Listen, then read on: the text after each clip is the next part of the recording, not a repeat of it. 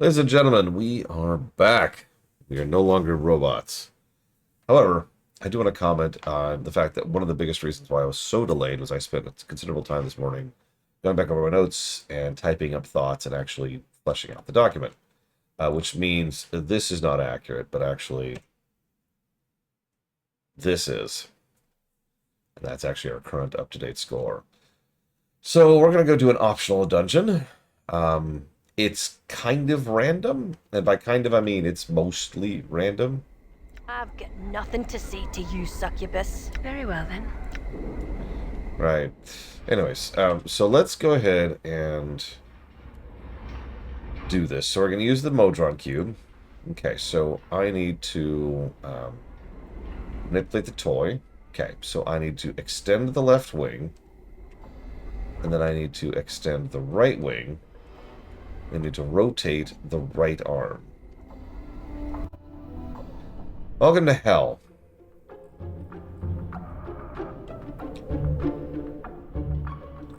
So this is the Modron Maze. It is a 64-room dungeon, which is exactly as boring and irritating as it sounds like. We actually also have to set it to hard mode in order to interact with anything in here, which means it's even more frustrating than it sounds. What we want is 1 or 2, depending how we do this, stops as we're going through here. One of those is going to be pretty much dead center. Limbo, yet it rings of Mechanus. Right. And the other one is where we're getting our extra party member. He can be wherever. He tends to be on the east side, but that's a probability, not a certainty. So that sucks. So let's put this towards Dagger, Fall, Unity, Civilization, War, and Ixion. And thank you, as always, Ben and I. Good morning, President Clem. Good morning, everyone. I didn't say it too.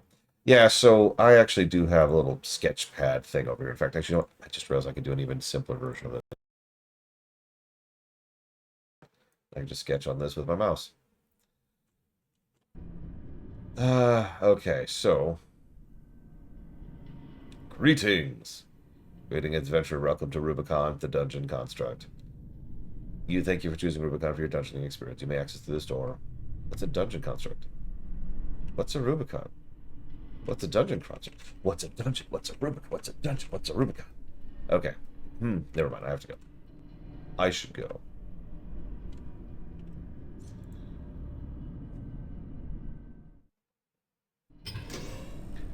Greetings. It's a low-threat construct. She suddenly stops scowling and adopts a mockery. Eek, it is the hero, sent here no doubt to slay the evil one. Woe is me, a hapless construct on duty at his time of arrival. What are you on about? The creature places its hand on its hips in front of you. Plot, you dolt. Stick to the plot. How do you expect me to play my part if you don't cooperate? Where were we? Oh, right. I was about to trounce you. Done.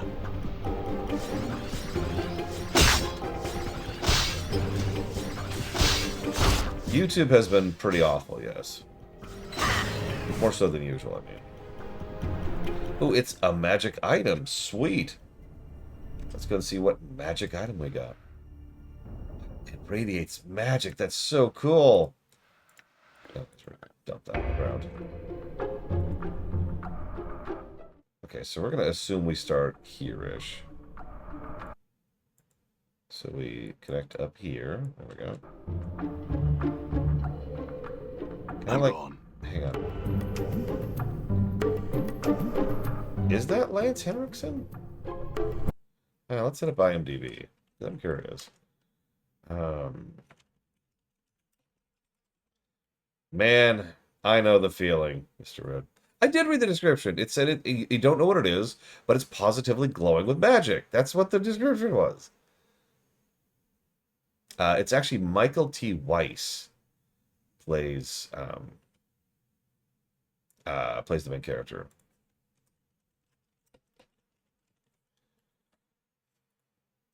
Let's see, do I recognize that from anything?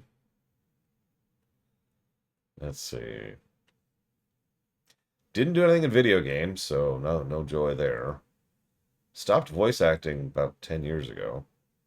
Looks like he was in Young Justice and the DCAU for a while there. But otherwise, no, I don't recognize this guy at all. He was apparently in Days of Our Lives and The Pretender. Anyways.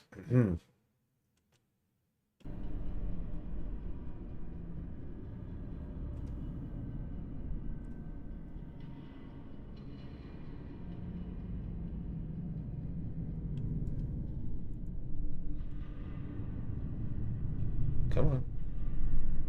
For Christ's sakes. Game! I know pathfinding is difficult. I do. I get it. I get it.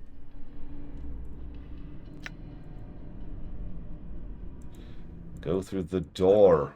Go through the door. Oh my god, this game.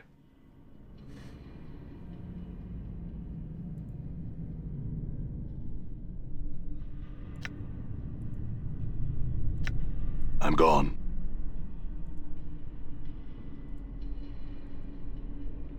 No? Well, the thing is, I'm not sure it's open. Very well. Problem is, this is where I'm supposed to All be. right.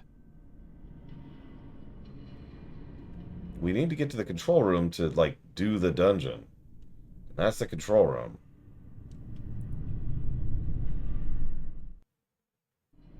Yeah, let's try I'm that. gone.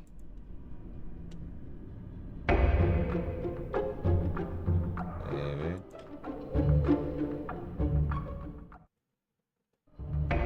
That is pretty impressive considering how small their QA team was, Mook.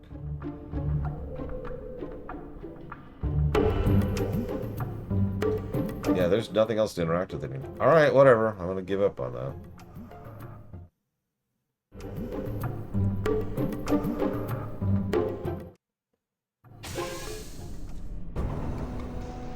It is a mechanical man with green skin and an animated face. Greetings! Die in the name of the evil wizard. What evil wizard? The one that doesn't exist until you set the Rubicon dungeon to hard difficulty. Boy, you'll be in trouble then. Meanwhile, die in the name of the evil wizard. Yeah, so there's actually no real benefit to fighting these. Greetings. Eek is the hero. No, woe to me, the hapless construct on duty at the time of his arrival. What are you doing? I am currently enacting the frightened minion who meets the hero for the first time. To arms, my fellow constructs. I can't help but notice the path is completely linear at the moment. Do I have to do easy to activate hard?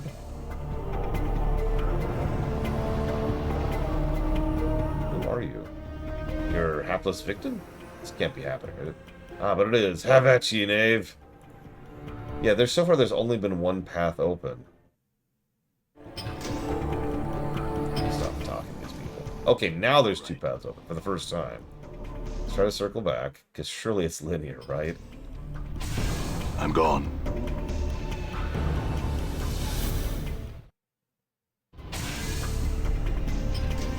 Right.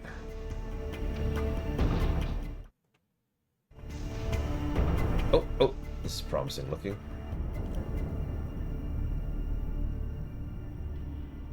Greetings. Greetings. I have some questions. State your question. Who are you? We are Modron. Your name is Modron? We are Modron. If you don't have names, how do you tell one Modron from another? There's a pause as the Modron considers your question. We know. We are Modron. We are part of the whole, just as you recognize the hand as part of the arm. We recognize each part of the whole. What about you? He looked confused and paused for a second. A heated buzzing sound fills the room and quickly passes. We are Modron. We are Modron. The whole is Modron. There is no other. Okay. What are you? We are Modron. We are a Quadron. What's a Quadron? Within our face. Yeah, so, Quadron, because 4 sides. What is Modron? We are Modron. What's a Quadron? We are Quadron. What's a Modron? We are Modron. What's a Quadron? We are Quadron. What is this place? Rubicon Dungeon Construct Project. Rubicon Project goal: determine dynamics, both social and asocial, surrounding the environment commonly construed as dungeons, and attempt to explain the aberrations that tend to occur in such environments. What aberrations? Queries to be answered. What attracts people to dungeons? Why do people seek to enter them if there's such a place of danger? Why are dungeons there in the first place? What are the dynamics of a workable dungeon? We do not understand. I do not... I started to say I instead of we. You are in error. We are Modron. Huh. No, we are Modron. An angry buzzing fills the room. Okay, can I try out one of these dungeons? Request denied. Project halted due to accident. What accident? Dungeon construct became unstable. Cause uncertain. Failsafes activated, causing dungeon to collapse. Cause uncertain. Portal lens malfunctioned, causing contact with home plane with Mechanus to be severed. Yeah, so he mentioned this very briefly at the very beginning. Dakan said they're in limbo. This is a chunk that was from Mechanus that fell into limbo. And let me tell you, that's a recipe for disaster. What would you prefer? Lawful, lawful, or chaotic, chaotic? Both at the same time. Reset can only be initiated by project director. Project director disintegrated. Portal lenses malfunction and contact with Mechanus severed. Hold up. You can't reset without a director, but you can't get a director without resetting? That assessment is correct. Look, I'm an adventurer, and I've been through some dungeons in my day. Why not let me be your director? Assistants welcome. You are now project director. Okay, reset the dungeon. Collapsing existing dungeon.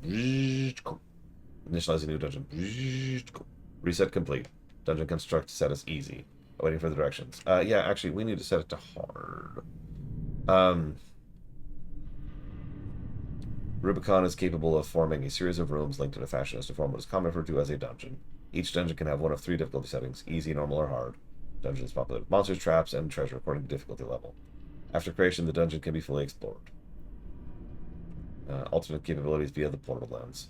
Rubicon can form a gateway to other locations by temporarily attaching itself to known existing portals, such as portal lenses. So if I know a portal, I can go to its destination from here. Correct. Uh-huh.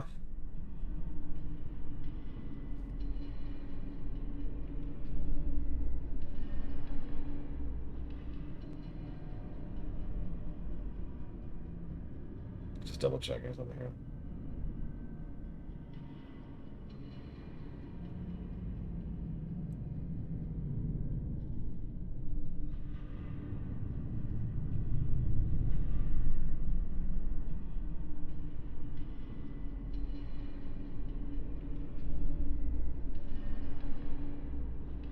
Okay.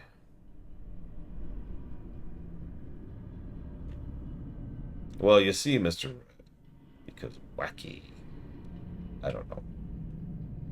In my experience, most people don't think about why they do things. Any dangers associated with this? Yes, director, do not become separated from companions in the maze. If the maze were to reset or new difficulty chosen, anyone left in the maze will be killed. Updated my journal. Do not drop items in the maze. Maze will be destroyed. Updated my journal. Okay. Let's create a dungeon to explore. Set it to hard. Collapsing dungeon. Initialize new dungeon. Okay, we're going to do a hard save here, because it's pretty easy to pretty much lock ourselves into this nonsense. Okay, let me make a new thing here to draw with.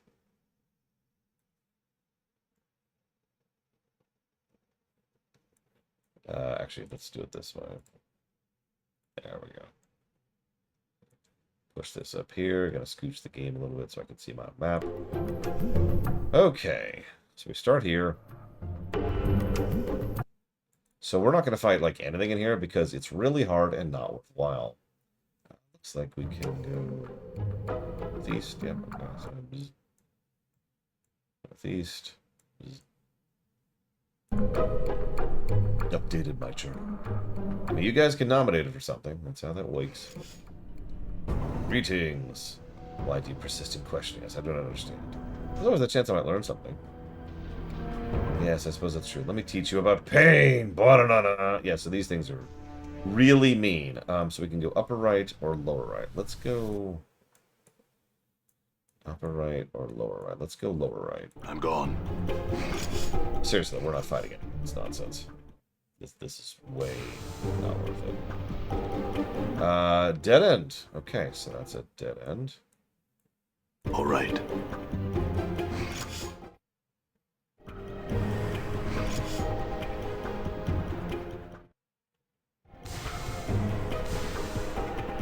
Looks like upper right.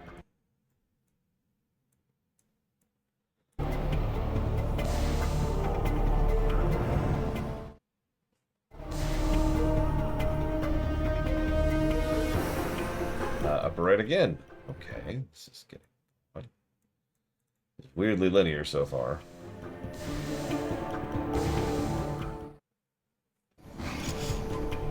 Still upper right. Okay, I'm gonna stop writing this down if this keeps going upper right. Oh, here we go. So upper right. Sorry, I have to alt tab to draw. So now it goes there and there. All right. Let's try down. Let's see what this thing's doing. Ooh, okay, so we could go left or this way. So let's go. I'm gone. This way.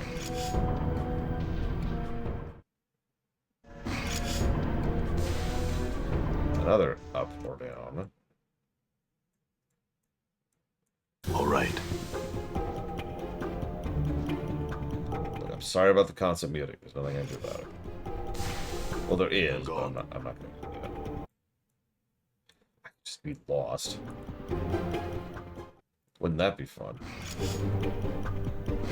Dead end. Okay, let's get out of here. So that's a dead end. Whoop, whoop, whoop, whoop, whoop, whoop, whoop, whoop, whoop, whoop, whoop, whoop, whoop. Let's get out of here. There is a romance in this game. It is possibly the first romance in a CRPG. Is this or Baldur's Gate 2? One of the two. All right. I mean, obviously we know when the games came out, but I'm not sure when the games... when the development cycles would line up there. So then this goes down again. All right.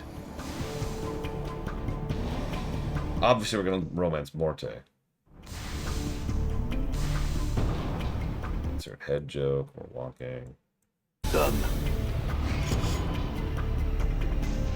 I mean, considering it's the same general people working the same general office at the same general time on the same general engine, yeah, I'm pretty sure there was some cross-pollination going on here.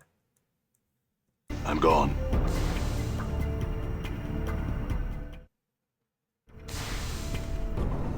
Dead end. Okay. Done. Yeah, so... Oof. Yeah, did you see how much of Done. how much of my health that one hit took out? This is arguably a bad dungeon. Done. Like, I get that it's on purpose, but it's 64 rooms. And each room just has 3 of these things in them. And you need to be on hard, so you need to be fighting these things. And they're not even all that worthwhile. I'm gone. Like, they don't give a lot of experience. There's actually easier stuff we can fight that gives more experience in this. And you notice every single one of them initiates conversation when we talk to them. And heaven help you if you're not keeping track and making a map like I am. I should have started in the middle of the page. My fault. Let's do this. All right.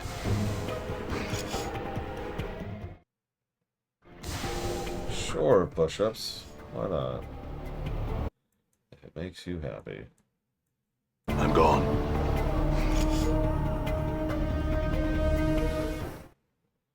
I admittedly don't remember a question I asked about that. I'm gone. But that's not surprising. Xenogears was sort of draining my brain when I played it. Okay, dead end. So it's another dead end.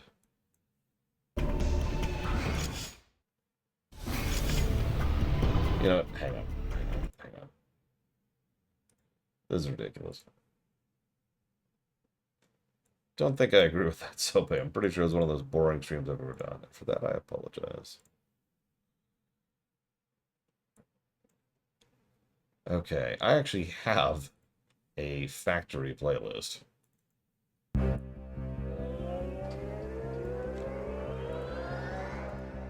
let's go southeast this time. Okay, so I have to adjust this. So it went this way. That's a dead end. It goes back up that way. It's coming this way. There's another thing where I can go down or right. Go down.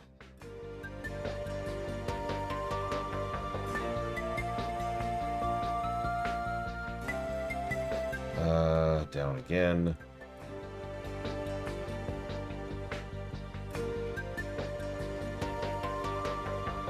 It sure is a dungeon.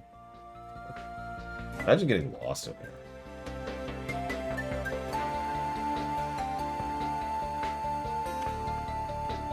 Another dead end. Okay, dead end.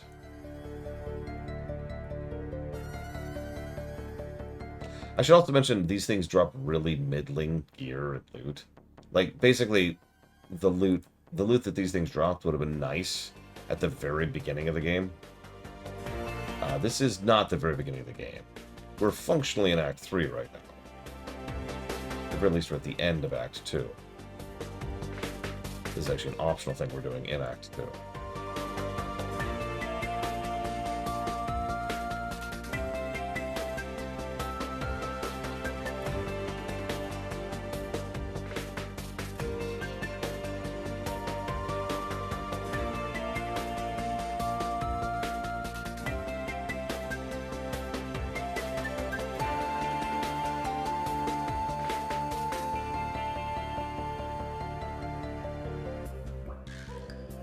So, There we go.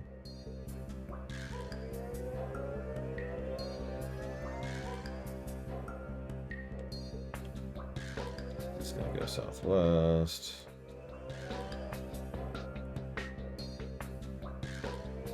And then another dead end. Oh my god. Isn't this dungeon great? There's a real dungeon that exists in this game.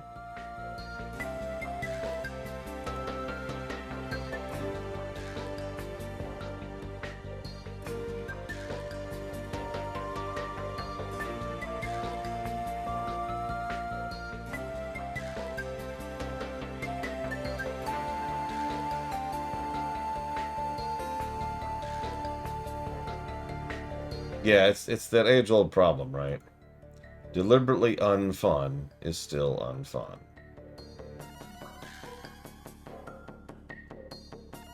Because, yeah, what's funny is there is actually another optional dungeon, which is a lot less egregious than this. It's, what's the name of the place? I have it written down here. Under Sigil. Under Sigil is a much more traditional, like, here's a place where you go and grind respawning enemies. That's it. There's nothing there but enemies that are difficult to defeat that give a bunch of exp and they respawn. That's the dungeon. Now, I'm not giving that any positives, but I'm also not giving any negatives, because that's what it is. It's the spot where you run in a circle, right? It's the leveling spot for crazy people who want to grind. But it's there, sure, whatever. This is aggravating. Okay, so now upper right, I think. From where I think I am. This looks promising. Okay, so now I could go up or over. I'm gonna go over. Yeah, exactly, Mr. Ed. Like, sure, give us the run in a circle spot, whatever. Okay, dead end. Hello, Elizar. And hello, Ladreus. Your day is going well. Has been going well. Will keep going well. Okay, up. And right.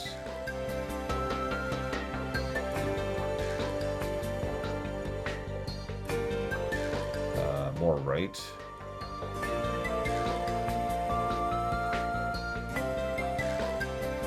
If you're wondering, I basically just got paint up over here, and I'm just sketching it out as I go.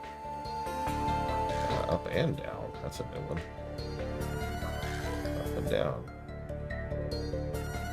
So, one of the things I like to do for the Loroni is I like to give them a preview of upcoming episodes.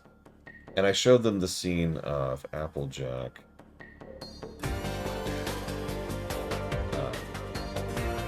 getting, like, faking getting stuck. And they were like, no, I gotta watch that episode now.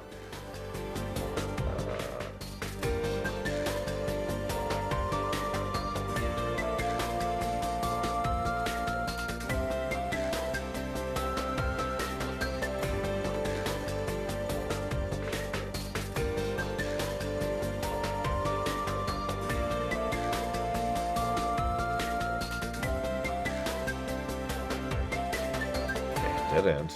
think. Yes, I did it.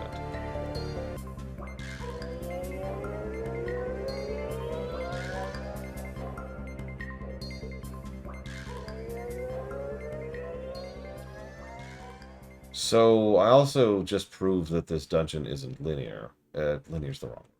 Logical? We'll go with logical. And that's irritating. It's the Zork problem. So that's another negative for this dungeon. Sure, Elizar, ask your question. I obviously can't know if it's spoilers without knowing your questions. That's another dead end. Let me explain what I mean by this. I'll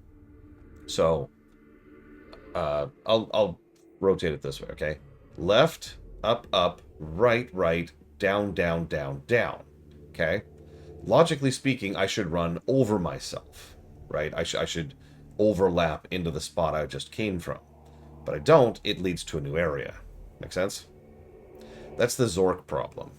I call it the Zork problem because that's the first game I ever noticed it. For those of you not aware, Zork is a text adventure, and being like every other gamer from the 80s, when I played Zork for the first time, I actually had a piece of paper, and I sketched out my route.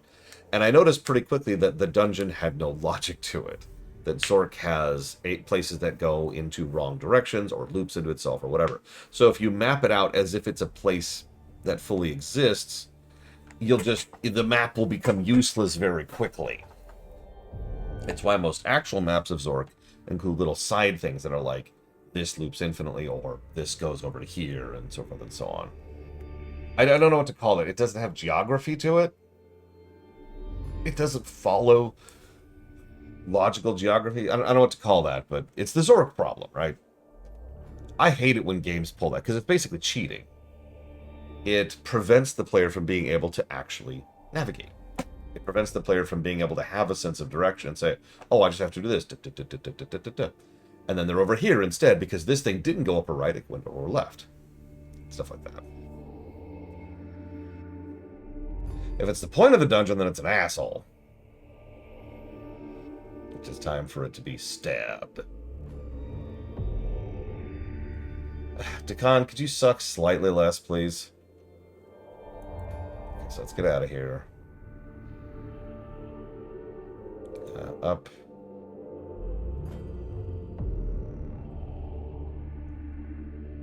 Aren't you like chomping at the bit to play the Virtual Boy? Always are. Don't you want a Virtual Boy in your life? Okay, so now I can go up. Boop, boop. Let's go down as usual. How many rooms am I into at this point? Hang on, let me count. Let me get this first on the map down. All right. So we've covered 1, 2, 3, 4, 5, 6, 7, 8, 9, 10, 11, 12, 13, 14, 15, 16, 17, 18, 19, 20, 21, 22, 23, 24, 25, 27, 28, 29, 30, 31, 32, 33, 34, 35. We have covered almost half of this dungeon. Wow. Okay.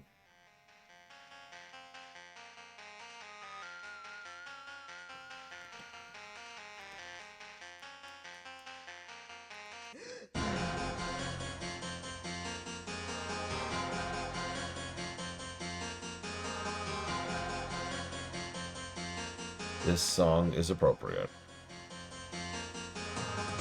I'm going to buy Galaxy 2 on the Switch, because of course I am.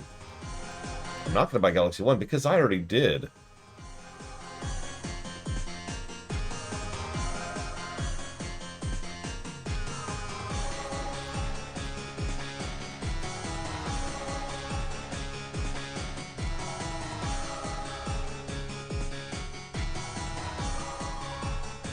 Galaxy 2 is an extremely good game. Galaxy 1 and Galaxy 2 are the first good 3D Marios. Oh yeah, this is a remix of, I don't know what it's called. The remix is called Gothic. It's from OC Remix. Oh! There's one of our destinations. Hang on. Pause the banger. Done. Hello, Nordom. May my face lend me strength. Please stop healing Dakan. He's a waste of your spells. You see a cube with 4 arms and 2 legs. Despite its mechanical appearance, the front of the cube is a strange organic green face with 2 wide elliptical eyes. The cube doesn't seem to notice you. It is staring intently at the 2 crossbows cradled in its hands. A multifaceted lens dangles from the left corner of the cube. It sounds like it's designed to pop down over one of the cube's eyes like a scope. Greetings! The face chirrups, and there's a click, click, click, click as its eyes blink wildly. The cube whirls to face you, its eyes wide, then flings its 2 free hands up in the air as if surrendered. Yet its 2 crossbows, however, it's turned in its hands and are not trained on you. In a strange, detached way, you can't help but notice every joint in the creature seems to be a series of whirring gears and cogs. Chief, we're in trouble here. This Modron's gone rogue. Rogue? Yeah, you see, sometimes Modron's got a little chaos in them. When that happens, I guess the best explanation is a rogue Modron is kind of like a backwards Modron. So this is a backwards Modron? Yeah, it's backwards Modron equals Nordom. The cube's voice, why isn't he being voice acted? Has a metallic warbling quality to it, as if every word it speaks is jumping off of a spring and landing somewhere else. Its mouth forms a bizarre sideways semicircle, which you take to be a smile. Gratitudes, gratefuls. I'm sorry. Updated my journal. Not sorries, null sorries, gratitudes. Identification of self-compromised by doubtings, plus mullings, plus analysis. It chirrups again, and one of its eyes blinks with a click, and after a moment the other eye clicks, as if it doesn't want to be let out. It's a reference, T20 Archon, I'm sorry. Greetings! I mean, it's also kind of a running gag, because you notice, like, 99% of conversations start with you saying, greetings. So you get the idea that the Nameless One really has practiced his greetings after a while, you know.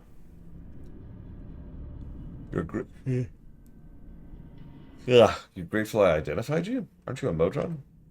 The cube's features steady themselves, and the mouth forms a flat line. Indemnification of this unit was compromised. Subject addressee indemnification as Nordom. Gratitudes tendered for providing Nordom indemnification. It was nothing, really. Its eyes blink once, twice, 3 times. Each time the black spot in the center of the eyes dilate. By the third blank, they're the size of dots. Real eyes, Asian, reached, Nordom, null no, name of addressee, indemnify yourself.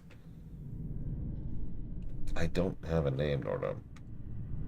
Its eyes widen, the diameter of its pupils growing back to normal size. He blinks once, but the metal shutters that fall across his eyes don't rise. After a moment, they've been rattling, as if stuck. Nordom, you can open your eyes now. There's another click and Nordom's eyes open. Not closing eyes. Engaged in action clarification for subject. Unidentified. Nameless. Formulating. Submitting query. Are you lost? Lost? What do you mean? As Nordom's warbling query ends with the word lost, a curious crawling sensation warms the back of your skull and becomes with 2 certainties hand in hand. This is not the first time you've heard this, and that Nordom is about to say... what that Nordom is about to say to your next question is important. When you say loss, what do you mean? Absence of name equals absence of identity equals absence of purpose equals absence of place in multiverse equals null state equals nos. Nordom existed in state null until subject unidentified nameless attached identity to Nordom. Null identity, null purpose, null place equals to loss. Yeah.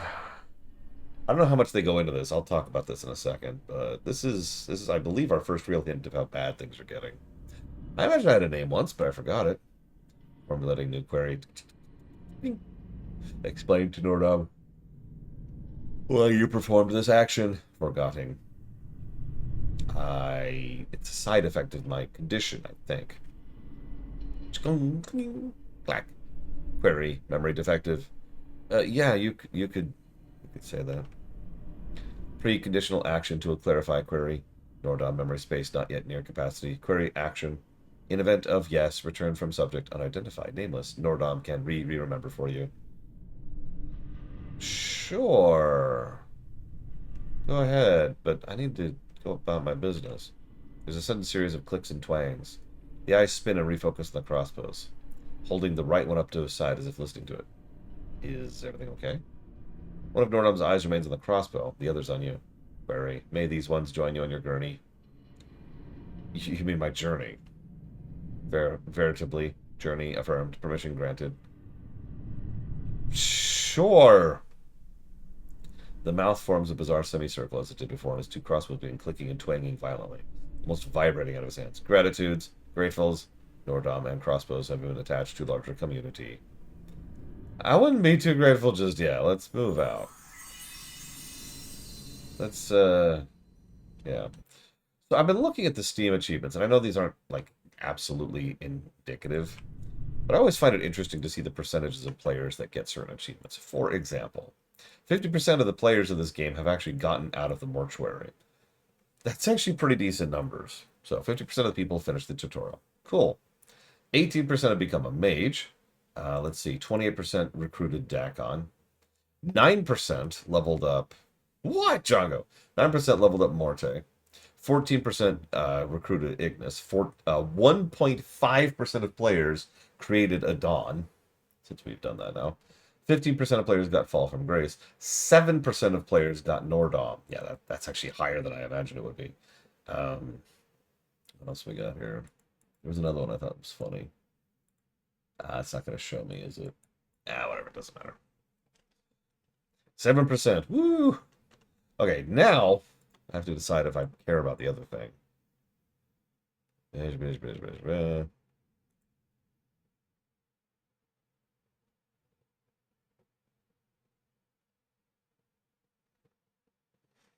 I suppose it's worth it for the school. And the lens. Oh, we need the lens, don't we? Yeah, okay, fine. We'll upgrade Nordom in just a second.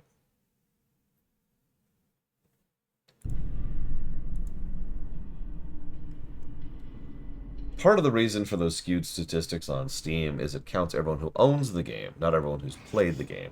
Which makes sense, of course. Okay, so let's remute the game. So you don't want to hear that again. Back to Doom music. Okay, so where am I? I actually lost track. I think I'm here? Yes, which means, so that was one destination. So let's try southeast.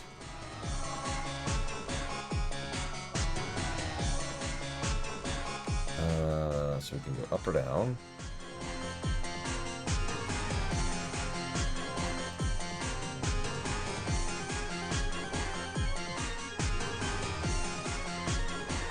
Literally, or like prevented you from finishing the game? Because yeah, I'd buy that. I should probably confess, this is the first time I've ever stuck with the maze.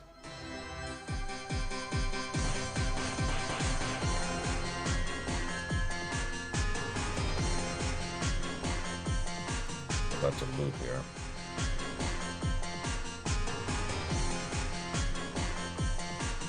I mean, it is a good way to get rid of Ignis. Which, canonically, that's totally what we did. Running up space.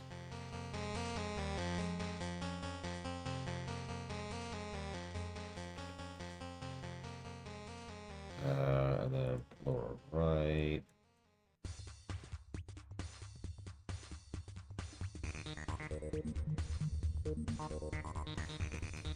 And dead end.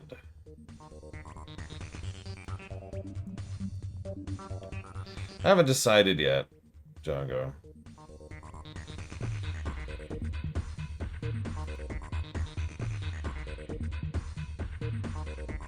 Sounds really horrible, push-ups. I mean, we gotta at least hear Keith David. It's an obvious thing.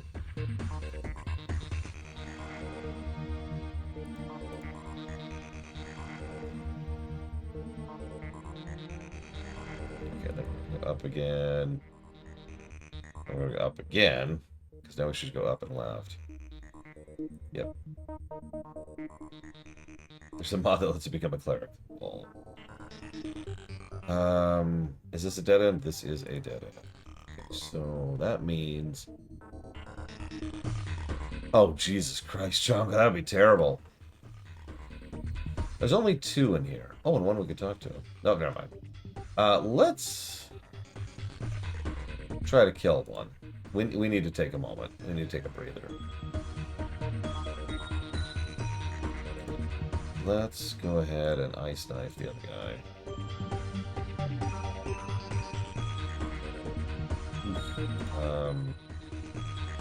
Actually, I probably shouldn't waste my spells on this guy. Whoops, we didn't finish killing the first one. Damn it.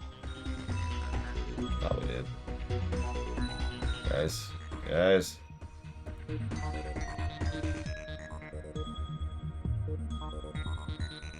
There's actually no you must gather your party in this game. If anybody makes it to the exit, everyone does. Okay. Oh. There's a pearl nose. No, it's okay. It's actually easy to forget. After all, it's actually a bug, Valerian. It was intended, there was intended to be a you must gather your party to venture forth in this game. And, you know, there isn't. Let's go ahead and... Yes. You know what? Why don't we... No, don't... Toss these to Idiot Face. Equip these. Use these. Stop being so Crapticon. God.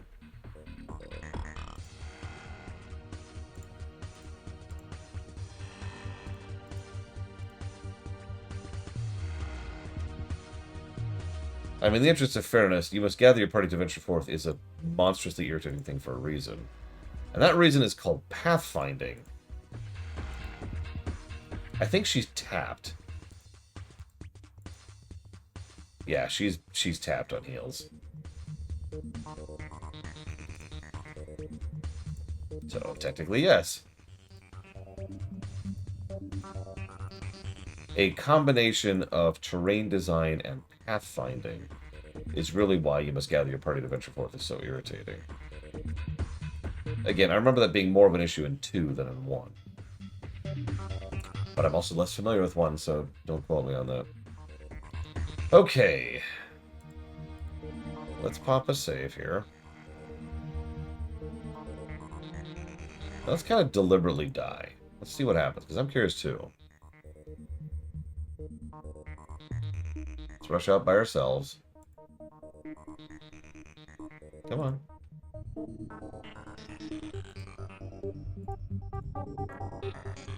I have my dagger equipped. Kill me. Kill me. Yes. Yes. Glorious death. Okay, so we die. What happens? Huh. So yeah, we are well and truly stuck in here until we figure out the way out. That's interesting.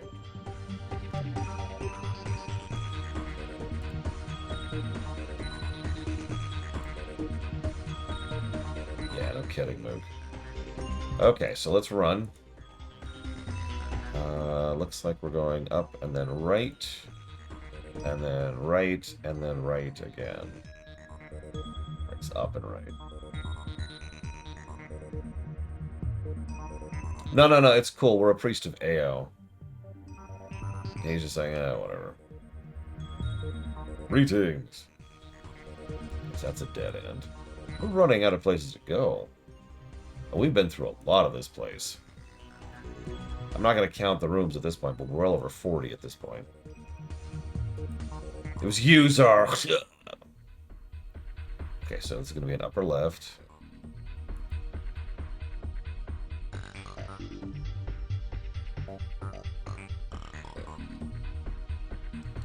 Which is a dead end. Okay, hang on. I was not expecting that. So let's go down left. And then up left. Every time you enter a new room, you can say greetings. The first time you interact with any of these people. Up left again. And it's the exact same dialogue. Every freaking thing. Looks like up right now, if I'm reading this correctly. Yeah, see? Greetings! Genesi is a present, but fools don't laugh. Why do we have to fight? It seems so pointless. It only seems pointless. There is meaning behind our madness. And this is a dead end. Uh-oh. That's not good.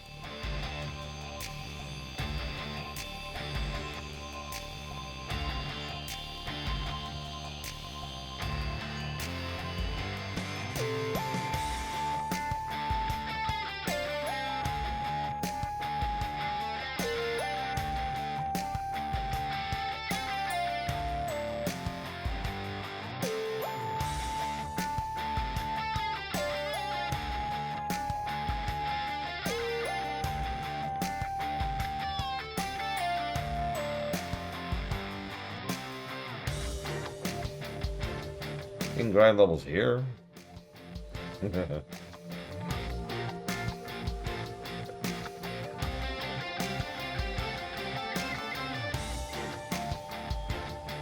Yeah, that's the dungeon I mentioned earlier, the Under Sigil.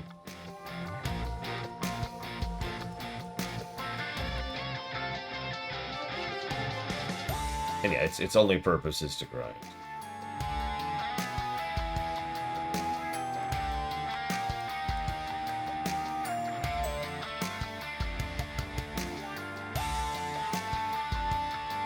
Okay, that's good. That's good. I haven't been here before.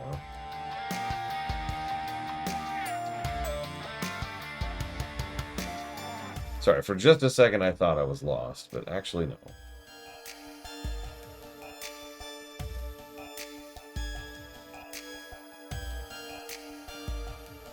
Get stuck on the enemies. Hey!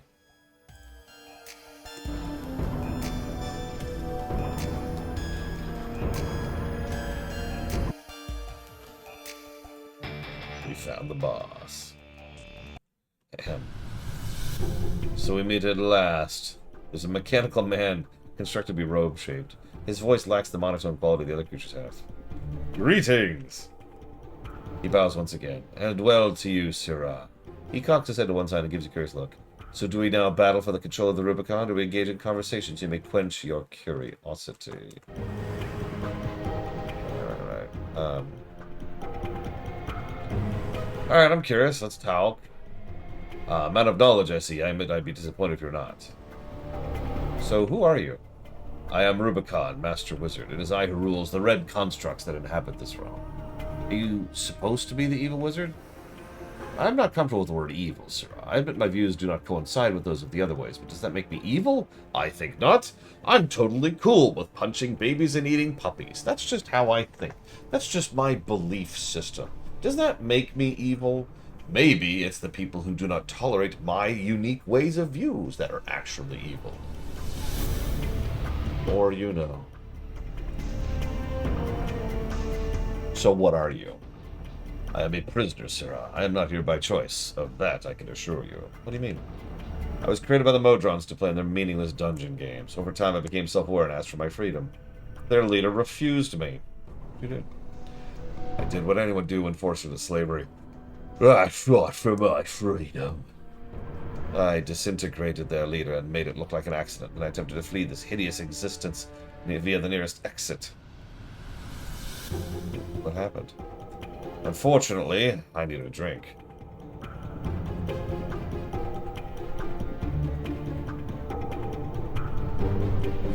Damn.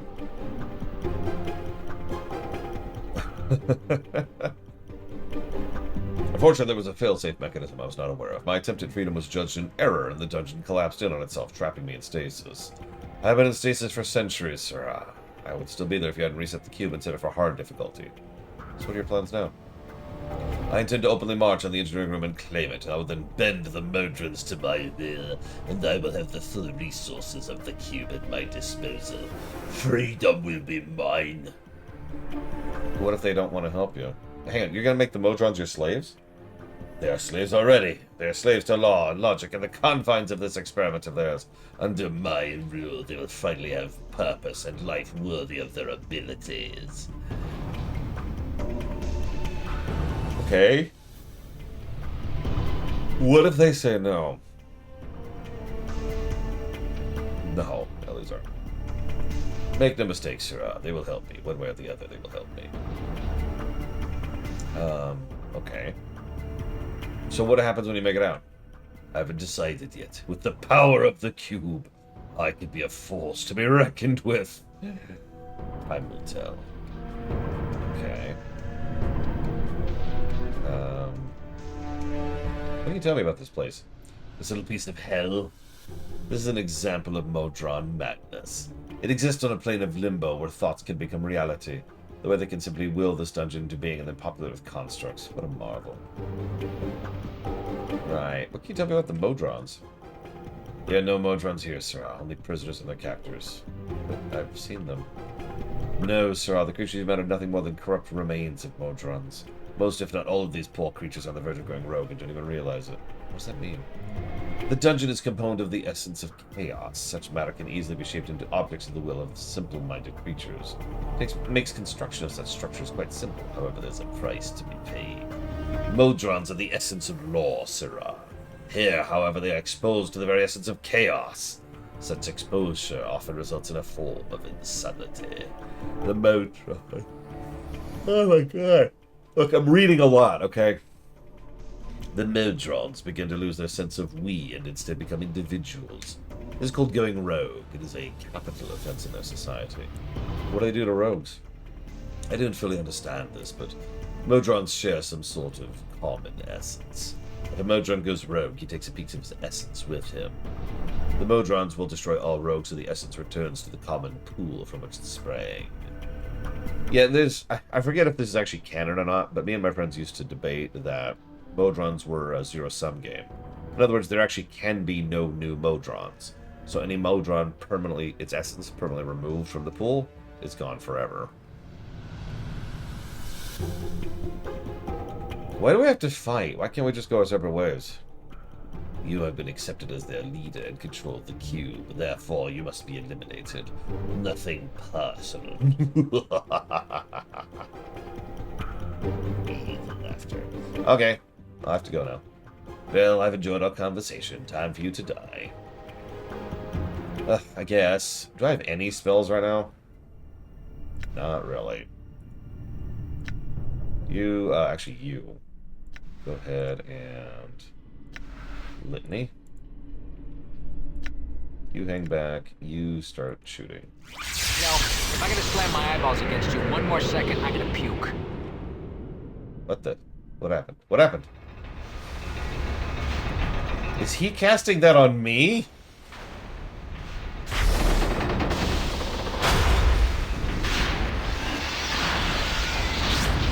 You better not have wasted that scroll, I swear to God. So, I made a save before we did this. For a reason.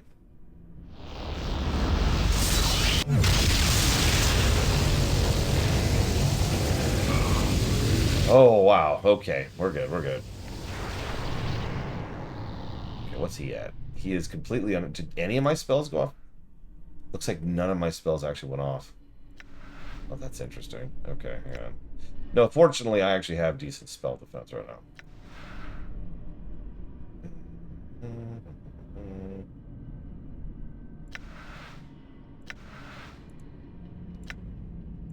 And then I want... Since the taunt clearly didn't go off either. Flies wouldn't even rest. Okay, get out of that mess. Get out of that mess right now. What's up? I'm gone. Like, we I'm are hurt. functionally incapable of killing that mob. Good news is we can kite.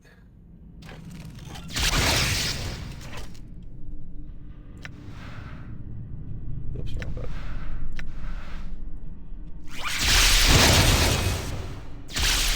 Error. Error. Okay, turn too early. Shoot. Okay. Up here, over here. Error. Error. Could you be worth something, please? In fact, why is everyone not to go attack him? Hey, chill penguin. All right.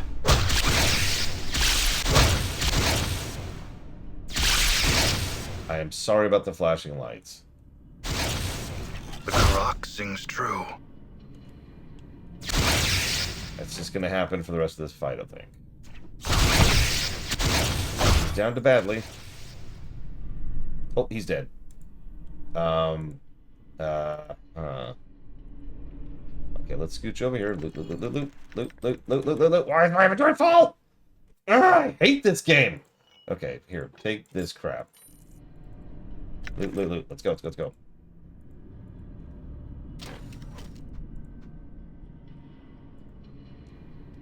Okay. And now let's leave.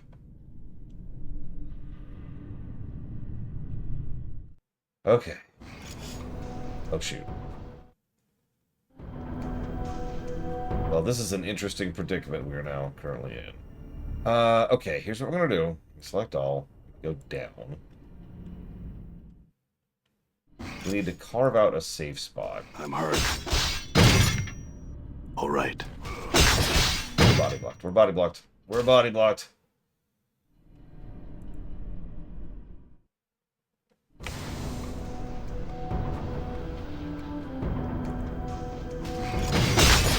Okay, got him. Don't let it end like this. God damn it. Whatever. Thought I'd lost you that time. Well, now I'm not sure where I am.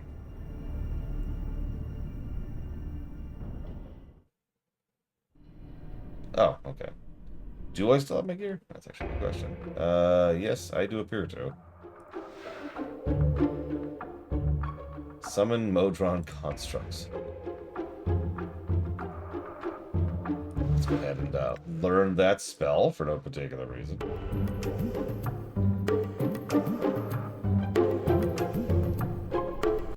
Fine. I'll accept my first death. Sigh. Just to speed it up.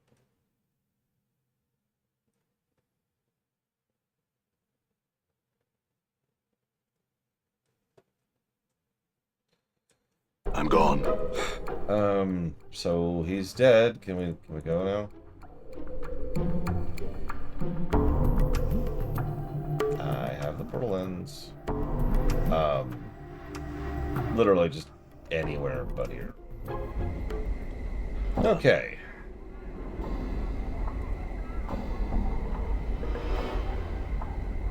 Well, let's check. Let's check. Right now we have Cloud Kill and Fire and Ice. We also have this weird thing called Mechanis Cannon. The true logical justice of Primus shall be delivered unto the illogical as pure energy descends from Mechanis. The spell summons the ultimate form of equalization from Primus, a huge energy blast that comes from the very heart of Mechanis, and fires towards the target specified by the caster via portal. A temporary portal will appear 10 feet from the target, and the logical justice of Mechanis will be handed down, delivering 30 to 90 points of damage with no saving throw.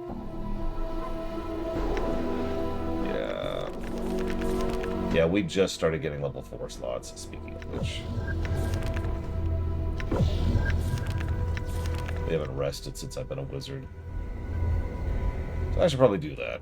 Of course, I can remember where to rest, so we're going to go the only place I remember to rest, which is here. All right.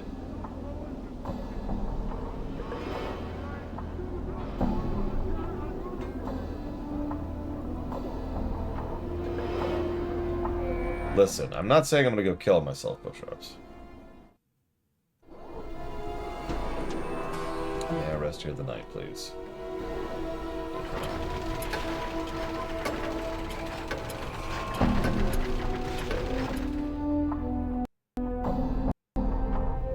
Done.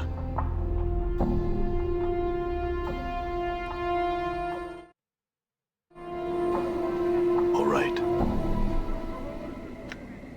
I mean, Grace's spells... No, I have not. Let's see. What have we got?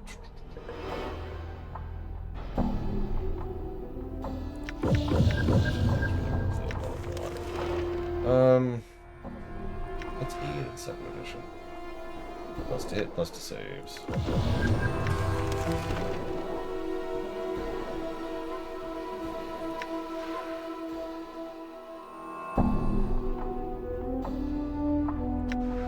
Yeah, sure, we'll go with prayer.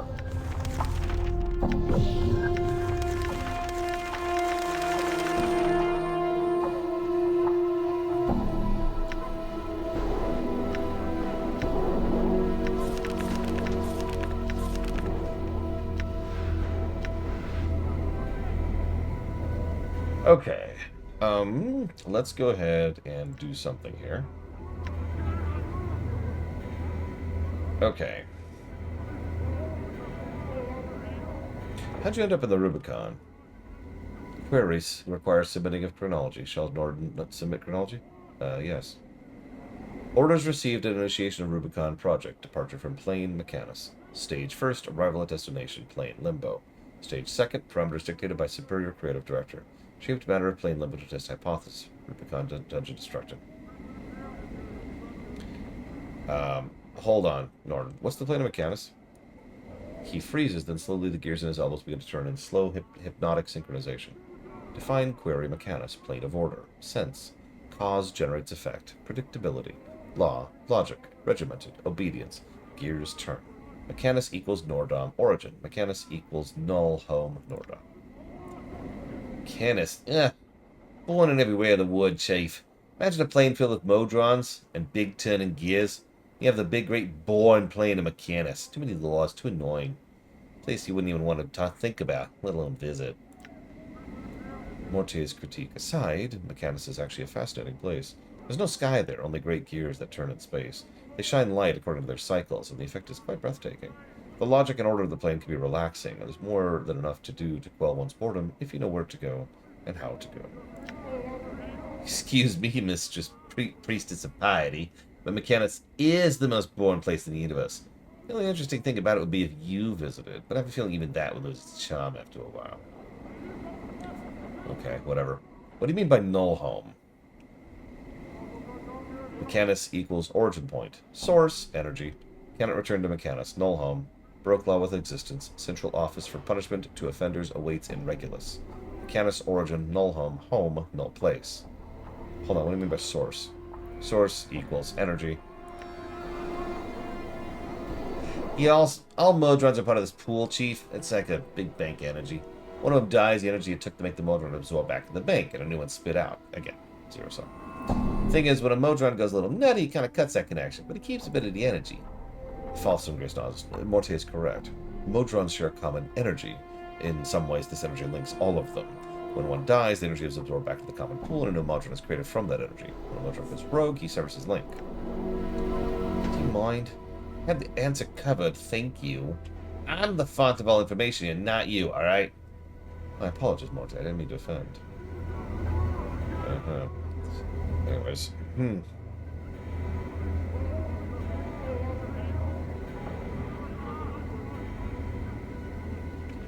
tell them to chill a little bit. Oh, I get it. Maybe if I was a succubus, he'd listen to me more often, huh? Maybe if I showed a little skin every once in a while, then I'd get some respect, huh? That's pretty shallow, Chief. Morte. I must confess, without your original foundation of information, I would have been hard-pressed to explain the situation. Frequently, your usage of metaphors and phrases make it much easier for others to understand your explanations. It makes you a better teacher than I. Oh, yeah? Well, you hear that, Chief? What she said. She's right. I'm easy to understand. More wise to the chant, you know what I'm saying? So you need to be around. See? Right. Anyways, so... if you die, another Nordrum is created. No. What happens? Well, they take his energy and spend it on another Modron, but it won't be Nordom, because he's not really a Modron anymore. He's got too much of the planes in him. They make a non-Nordom replacement. So he's mortal. Well, yeah, we can put it like that. I mean, if he hadn't had his little rogue rebellion, then he'd be fine. If he died, another Modron would just pop in just like him. But since he became backwards, that part of him's lost when he died. Okay. How are you doing, Nordom? Wait for him to finish his analysis. Introspective evaluation perceptance have become 1, smaller, B, louder. Wings have been replaced with arms, reasons unknown. Suspicion hypothesis not liked wings. Speculation Nordom was once 1, but is now smaller, louder 1. Change has resulted in information processing difficulties.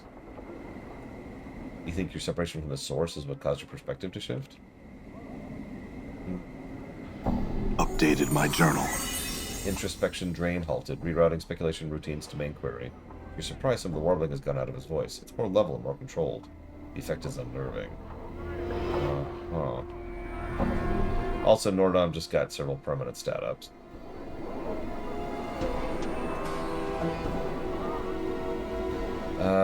Tell me about Rubicon.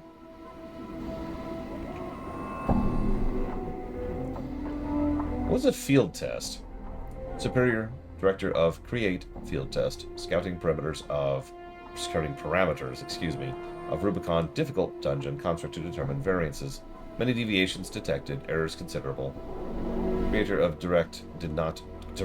Create did not return from test field. Oh my god, I can't read him. I can't read linearly. His dialogue is so hard to read out loud.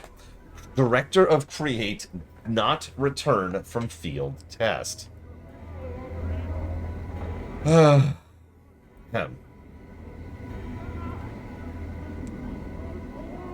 Okay, what happened to him? Citing Rubicon Wizard, Megalomaniac, Declaration of Freedom. Creative Director encountered error. Rubicon Wizard. Hypothesis. Director discounted strength of error, sought to correct aberrance in Rubicon Wizard. Result. Director nulled. Rubicon still has a director. Me! Pink. Updated my journal. Status update. Creative Director now reaffirmed in hierarchy. He's just got more stat-ups. We can also order him to do stuff, which gives us chaos points.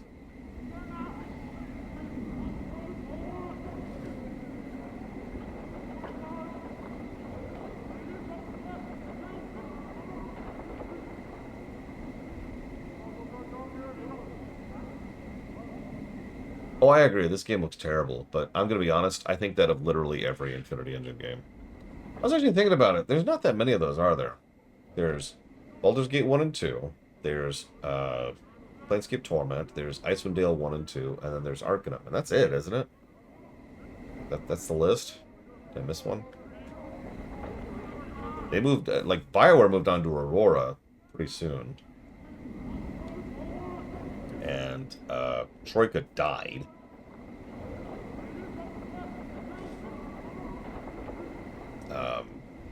And Obsidian, I guess, just kind of started using other people's engines. And Black Isle disintegrated and became other companies. So, do you have to obey me? Yes, you'll do whatever I tell you to. Yes! Yes! I have an order for you.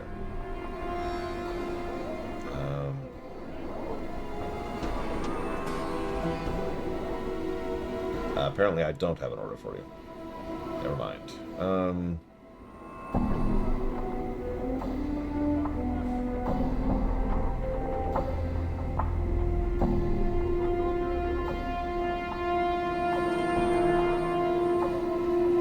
I feel stronger. Diablo 3 used its own engine. Most Blizzard games use their own engine. StarCraft 2 is its own engine as well. So is WoW. WoW's is based off of Warcraft 3's, but still.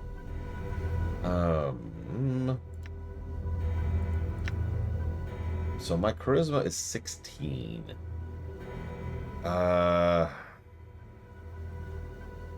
So hang on.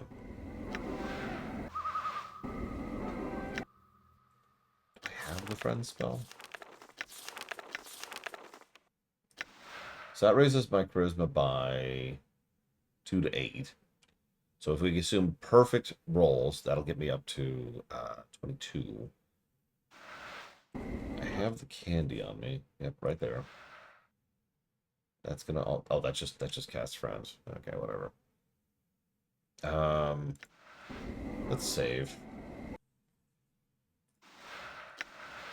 Fine. Plane, concordant opposition. Location, Sigil. Ward, Hive.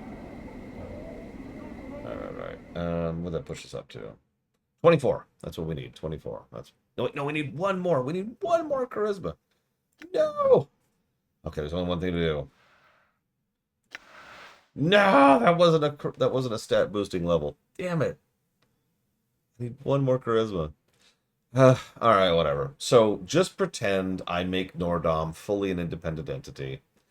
And then I abandon him here for everyone to just kind of deal with on their own, because we're going to kick him out of the party now. Bye. I will guard this 3-foot square spot while you are gone. Because I think it'd be really funny to just leave a completely fully sentient Modron, fully upgraded too, in the middle of Sigil. No, there's dead levels. Of course there are. We could also go screw over to Khan right now for an achievement. And we could also get mazed, but there's no real reason to do that. So...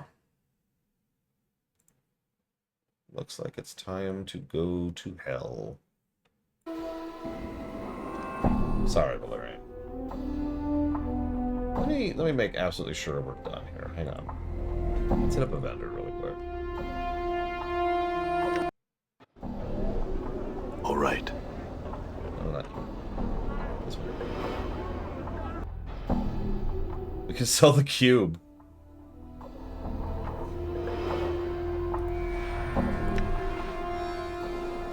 We can sell the portal. Why does the game let you sell the portal?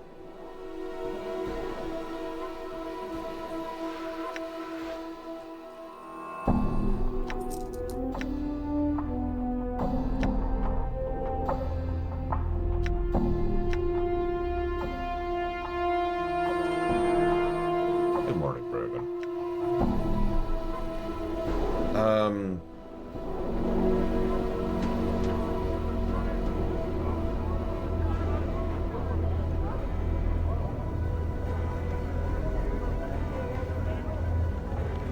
Let's test a theory. Let's just drop the Modron cube on the ground. And the portal lenses, and let's just leave them there. Put that up there.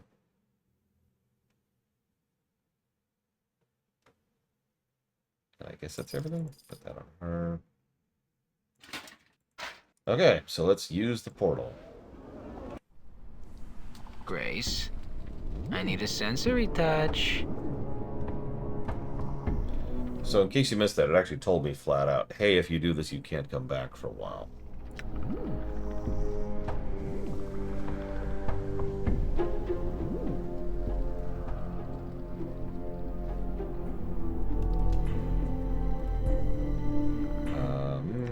What's our stats?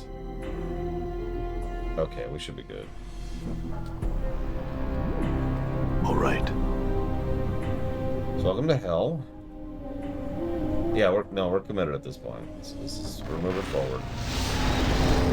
Okay, cool. That's gross and awful.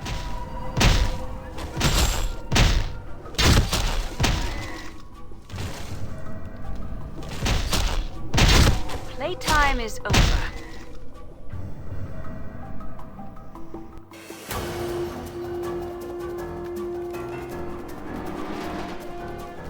Nope, no grinding. We're good.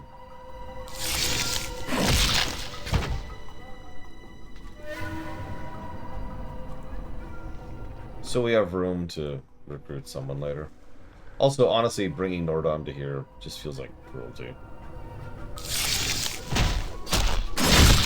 Die.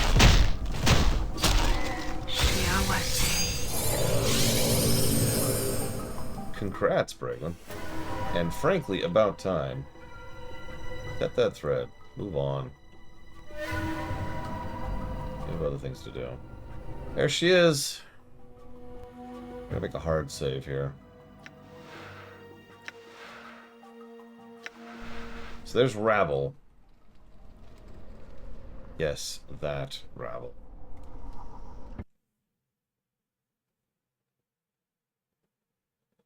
Double check my guide here. There we go.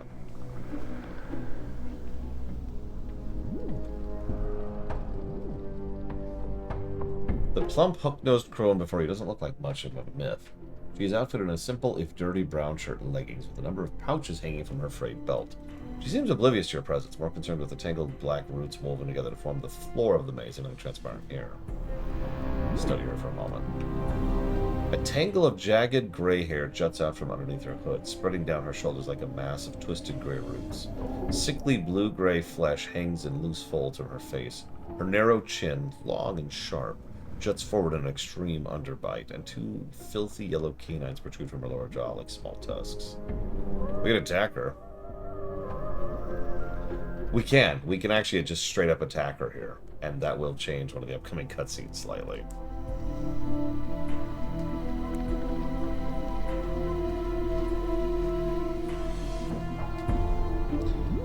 Rabble. Rabble. Visitors. Greetings. Greetings, Ravel. Oh no, my pretty thing. Have you returned at last? You were gone so long, I feared you forgot poor, lonely Ravel. How could I forget you, Ravel? I missed you, but you hid yourself in a place that was difficult for me to reach. Come now, do you not wish for my company? Ah, such sweet words. You already are knowing the answer if you're asking, my precious man. I scattered clues like caltrops, and those are my means of guiding you to my god. I have feared it was you who had forgot I. Oh, I assure you I did no such thing. I have returned to you at last. Have you? But what has returned? Let Ravel see how you've fared in this life. She reaches out as if to caress you, and you suddenly notice her fingers are talons, each fingernail filthy and wickedly sharp. I am, of course, going to let her touch me, because I'm insane. Her ragged talons trace their way across your skin, and in their wake you feel the same strange tingling sensation you did when Ravel first looked at you. Her eyes dim somewhat, her talons slide gently along the contours of your face, lingering on your scars. Ravel's fingers withdraw, and she looks at you sadly. Oh, sad, sad, broken half-thing, all in pieces.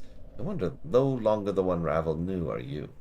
Are you still a broken after all this sad, sad time? Broken? What do you mean? A body you possess, but a body of knowledge you do not. She points her ragged talon at your chest and your scars. Many and such scars you have, all scrawled on your skin. Many tales your skin tells.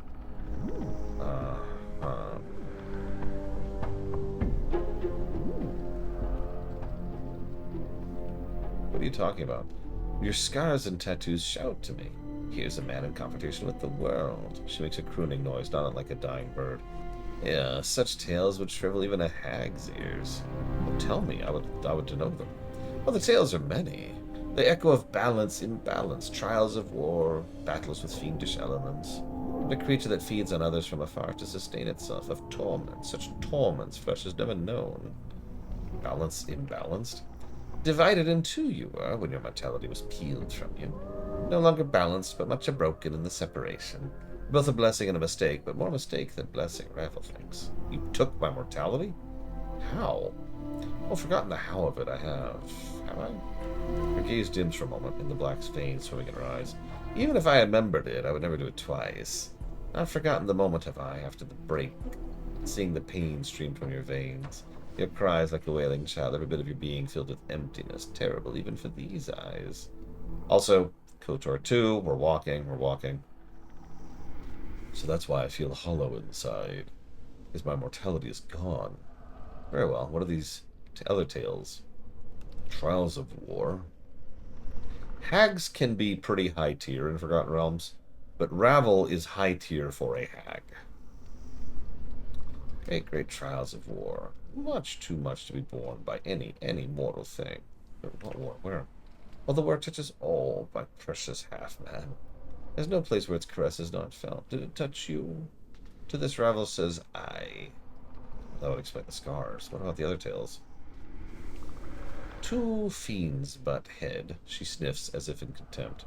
Their tiny heads filled with ideas of how the planes should be, yet never can be, or the planes they would be no longer. Such foolishness. I'm not sure I understand. What other tales? I guess that's it. A creature that feeds on others from afar? No base hunger do you feel, but far, far more terrible ones boil into your skin, and at such cost. Hungers? What do you mean? I know not. Not? Not the nature nor the cause of these hungers, but heed this, coming events cast their shadows before them, my precious half-man. There's no assaying of what these events will be, not even with Ravel's eyes. Okay. And these torments. Updated my journal. Did they update my journal? A lodestone pulls iron to it, and so do you, my precious half-man. But it's not iron, but tormented souls. As others suffer, they are drawn to you, and your path becomes theirs. Do you not see them in the eyes of those that travel with you? What do you mean? Hang on one second, double checking.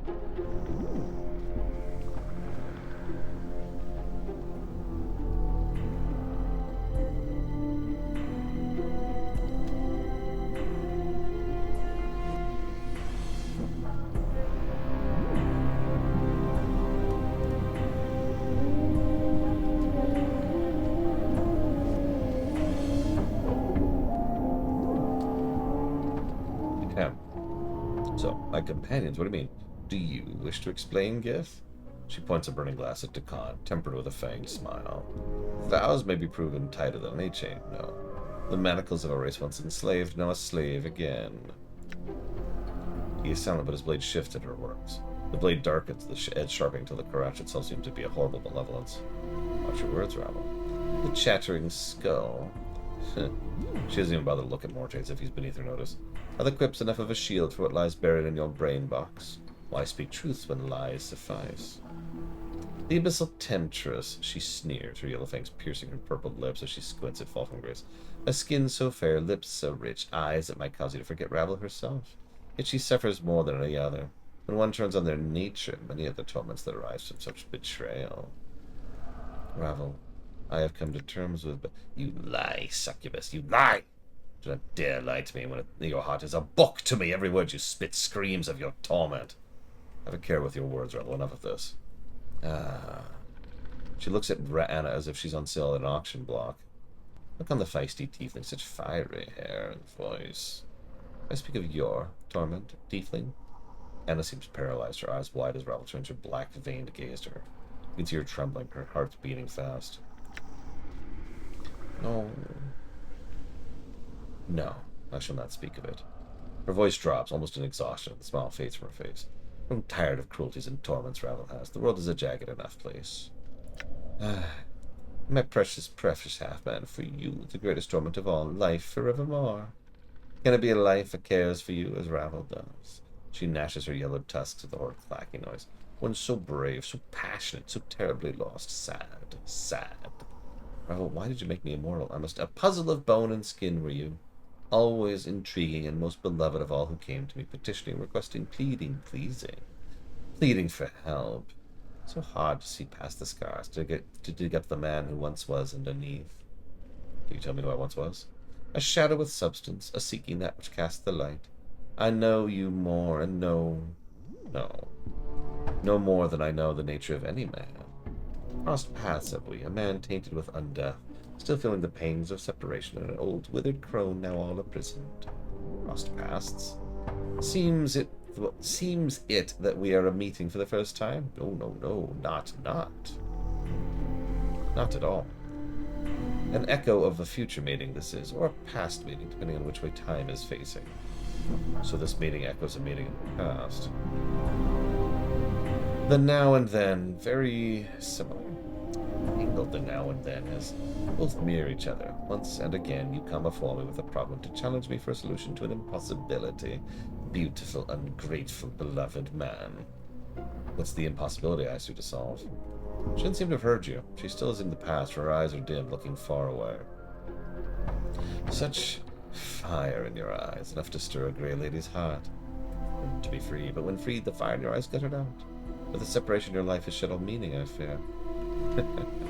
Mayhap you should sit on your hind legs and limp your forepaws. Mayhap Ray will give you another scrap of knowing. If begging will give me answers, then I beg you, Ralph. Tell me what you know. I need your help in remembering what happened. Gentle heart now. Has life softened you? But one can hope. Ravel, I had many questions I wish to ask you. Oh, more questions? Tisk. But you already have asked so many. The time for my questions is now. Okay. Know this and know Ravel's law. If you do not answer my questions, no more of your questions will I answer. Step lightly with the answers, or the asking shall tear you apart. Okay. Ask your questions. I know why you traveled here with these others. Know not the place they were traveling to. Of course they knew. Who would not want to travel here to meet with you, beautiful Ravel? Few opportunities does life provide for such a meeting. They wished to see if the tales of your power and beauty were true, as I knew them to be. My precious man. You carry only words, but you are well armed indeed. Only truth do I speak, Ravel. And they travel with you willingly. They chose to walk my path with me. As I said, who wouldn't chose? A dangerous word. Is it so? Yes. Is it choice, Gith? Or is it a matter of two skies? His blade bleeds into a viscous dead black, mirroring his eyes. She's surprised the Karak edge silently splits into jagged fangs. I will leave them be. I'll answer your questions, not them. Oh, skull, skull, skull. Your expression is difficult to read without the skin wrapping, but I fear your fear coming from here. Coming here was not your choice. Well, I didn't have any better to do except go to one of the ladies' bases and meet one of the most evil creatures ever to set foot in Soto. So I said, sure, why not? Morte, quiet. Quiet? Like the hell's... Oh, sorry, wrong voice. Quiet? Like the hell's I will. I think we've listened to this crow rattle her bone box long enough. Now she gets a pair of stones saying I ain't got any skin, so what if I don't? Obviously the fact that her skin has done wonders for her looks. Does she think I like being naked all the time? And another thing. Morte, cut it out. Oh, the succubus, did she have a choice? Mayhap in her smooth-skinned mind of soft silks and hard truth may be choice, but no. A sensate must experience it all and refuse to come. Not a sensate, would you be? Still no choice. The tiefling, a fiery one, no choice at all. When you feel instead of think, there's little room for choice. She makes no response. Revel's mere presence seems to have silenced her. Her tail has stopped flicking, however, and her eyes have lost their edge. Ravel, what other questions did you have? Shh. There'll be time enough for you to speak, my precious man. This question next. What do you feel for those that came with you? Do they matter in your heart, or are they tools for your will? They matter to me. I am not the practical. Even the gifts. Speak what he means to you and say it true, or blanketing my God, he will be. Actually, we've been pretty cool with him, so yeah, he is my ally. I know him. He is my friend. Does that surprise you? What of the skull? Surely he matters not to one such as you. Dude, I like Morte. He's my favorite character in this game. Curiouser and curiouser. Curious her. At the puzzle box you're shaping to be. What lurks in the dark places of your mind? Here's the core of it, the abysmal temptress. She rides above mere carnal to you. Is she something else in your eye? Grace says nothing. She seems to be studying Ravel intently. You're suddenly struck with the feeling that Grace is sizing Ravel up for weaknesses. So this is interesting. Almost all of the options we've been given here have specifically had truth next to it. There is, however, one lie we could tell right here.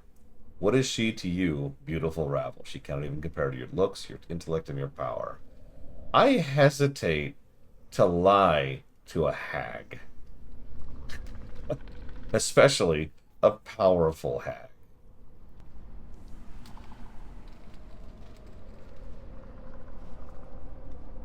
Kill a hag, I'll do that. We have, but it wasn't the lie option.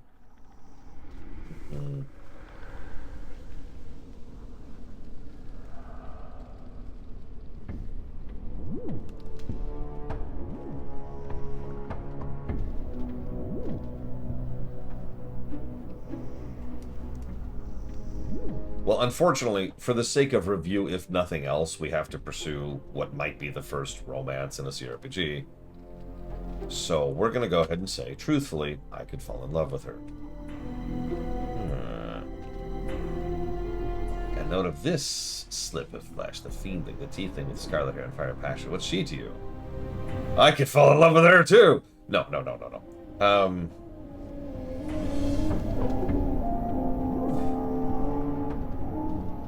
We'll go ahead and say 4, friend. So next question is this. Suddenly you have a strange feeling she does not want to hear the answer. Why did you wait so long to return to me? I will grow lonely without you, precious man. The way to this place is difficult, beautiful Ravel. Efforts have been made to ensure you have little company, and many were the trials I was forced to undertake in order to stand before you, yet I am glad to see you once again, Ravel. Time has not dulled your beauty, I see. Your answers, your words are soothing and have not been heard in such a time. They stir even my black brambled heart. No matter what your memories be, your charms remain, pretty thing. I know, right, Evo? It is your charms that persist, beautiful Ravel. Oh, of charms, enchantments, beguilements, all these Ravel has mastered, yet there seems it much you could teach. Perhaps. Do you have another question for me? Ah, yes. The third and last question is this. As she opens her mouth to speak her final question, you're suddenly gripped with the terrible realization that the final question has murdered many others to whom it's been asked. You know what it is, and you say it before she can say it. What can change the nature of a man? What can change the nature of a man? Now, what I love most about this is, once again, all of those say truth. What I also find most interesting is my answer to this question is not in that list. I was curious if it would be.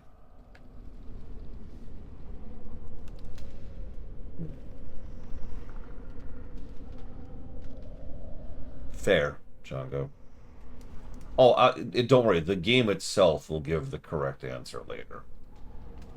And it is the correct answer, pretty much, like, objectively. At least within the confines of the game.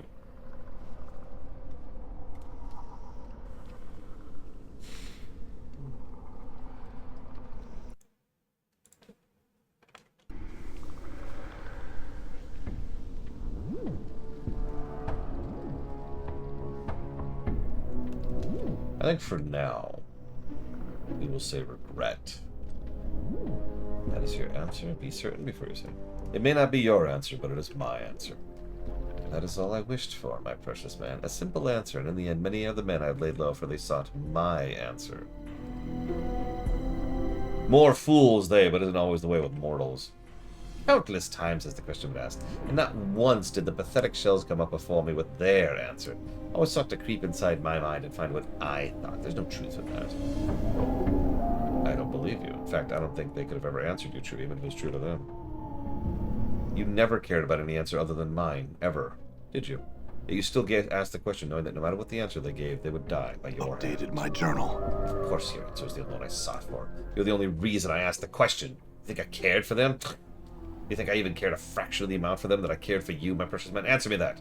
I am through answering your questions, Ravel, and now you will answer mine. Of course. Ever questions, ever questions. Why did you make me immortal, Ravel? It's what you wanted, Seedling. And you asked so sweetly.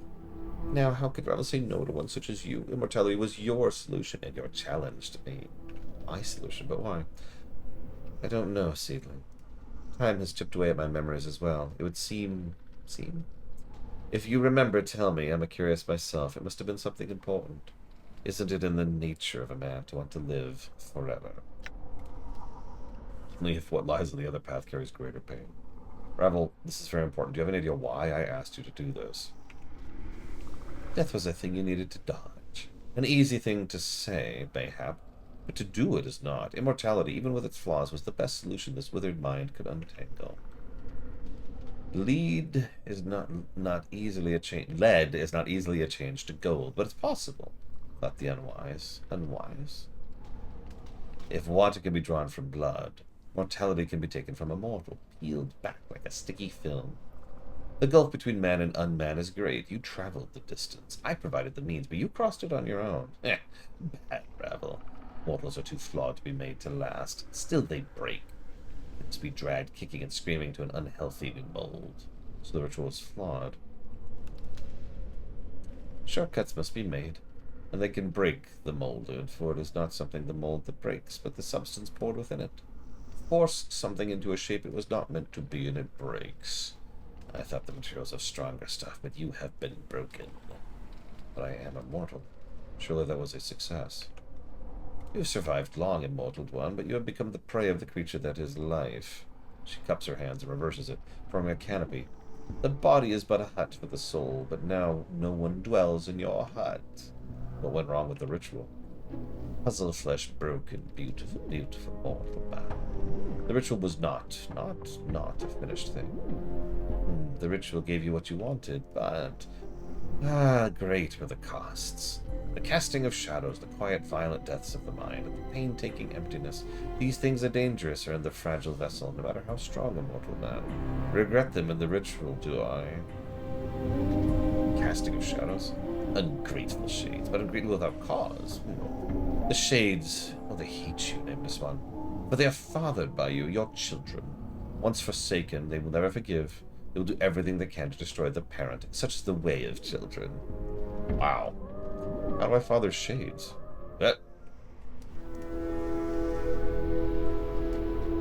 Speaking of...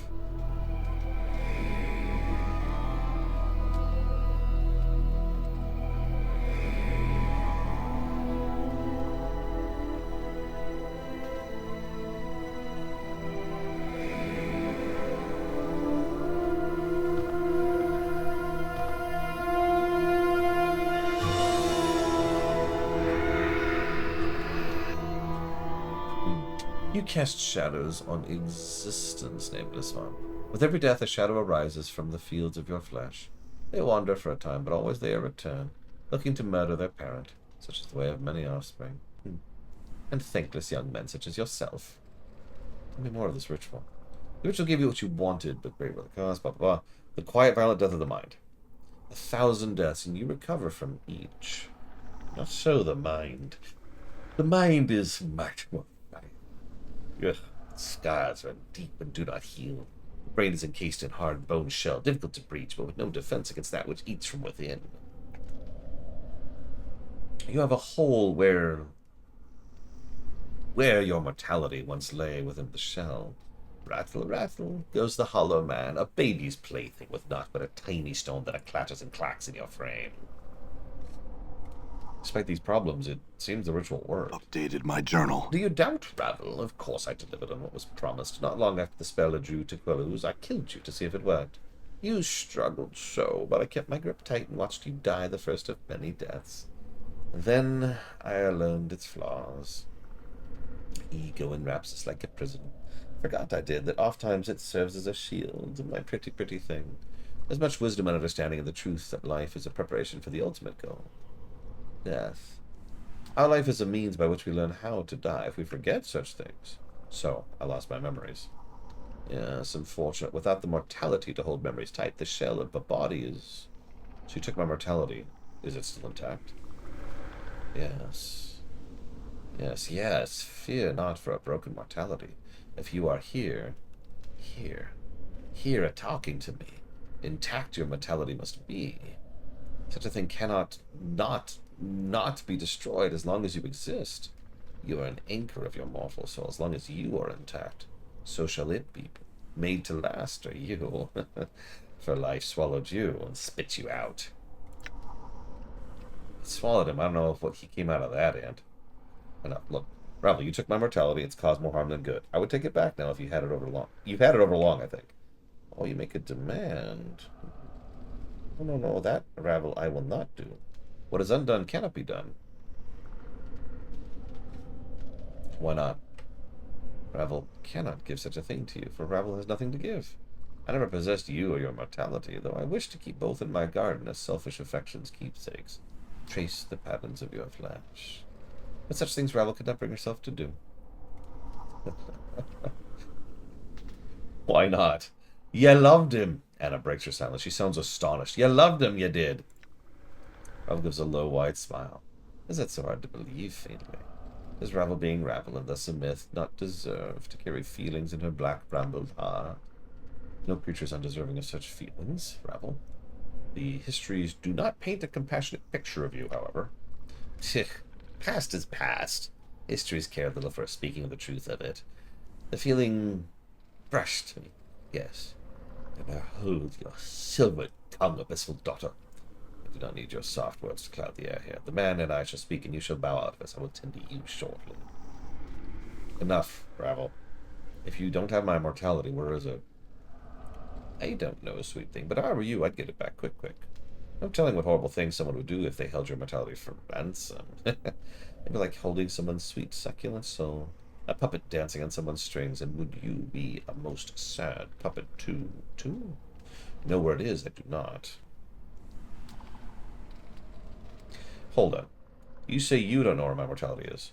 Do you know someone who does know where it is? Clever you are. Yes, there is another who might know the things Ravel does not. Her eyes dim as staring into the distance. A fair-skinned one.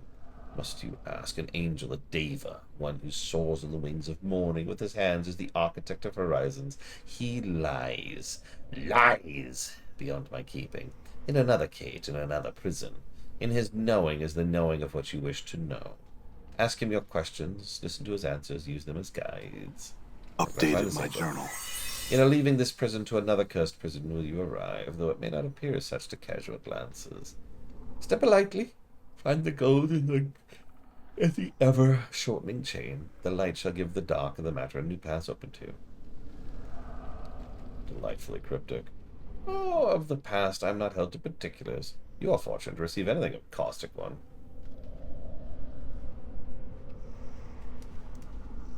Oh, am I? It's just that the chain of who knows what and where they are never seem to be a smooth series of links.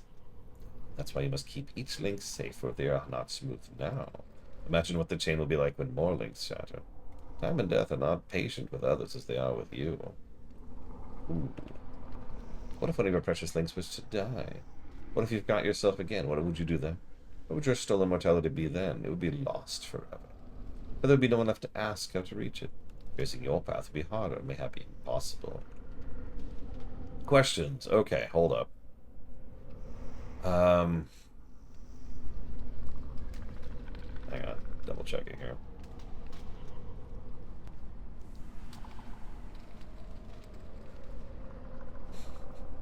I mean, apparently women just are crazy for formaldehyde. Who knew? It's that Victorian era thing, right?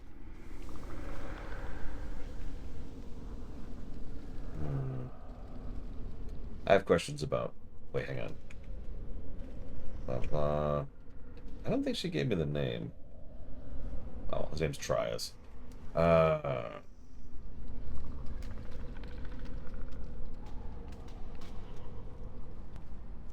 Who are you, Ravel? Where did you come from? I am Ravel, a maker and breaker of puzzles, a solver of what cannot be solved, a mind raveling and unraveling to the threads of thought, or tied up in knots in drunken men's hairs. What are you? Some have called you a night hag, whatever that is. Night hag? I'm but a woman who has sorely missed her beloved creation. Some have named me Crone, Grey Lady, Yaga, Sister Night Hag, but myself is my name, Ravel. Ravel who puzzles well, providing conundrums to decipher and laying impossibilities low, but many things are said about we Grey Ladies. A race are we night hags, but an individual am I. Some call us evils of old, stalkers of mortal dreams, the kindly ones, the ugly, hideous things, whose homes lie in the dark places of men's mind, but that means nothing to me. What would you call one such as I, pretty thing?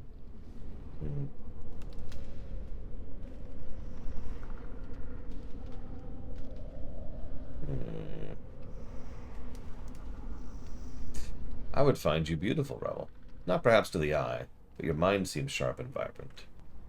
Do you think I care for such truths? A hex on inner beauty, no matter how long it may last. You think ugly am I? You are not ugly. Yet ugly I need not be, pretty thing. My shape is but water to my will. I may reweave it to be more pleasing, yes. In knowing the teachings of Zerthamon, I have become stronger. And now she looks like Falsum Grace. Is this shape more pleasing? Her teeth now a brilliant, perfect white, her lips just with a hint of red. So cultured and breathtaking. Come, precious man, my lips do not burn with abyss of torment. So we kiss Ravel. You touch your lips to Ravel's. Despite her new form, her lips are dry like sand. And as your lips touch, you feel a sharp pinprick like a hissing of a row of barbed seeds.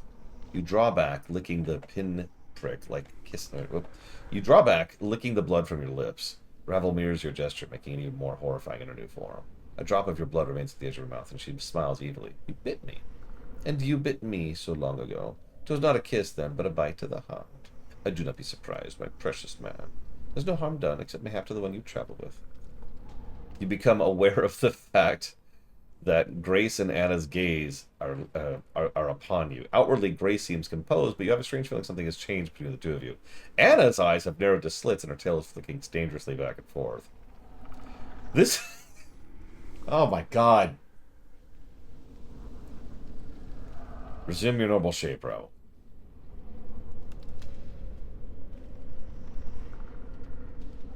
What other shapes have you turned yourself into?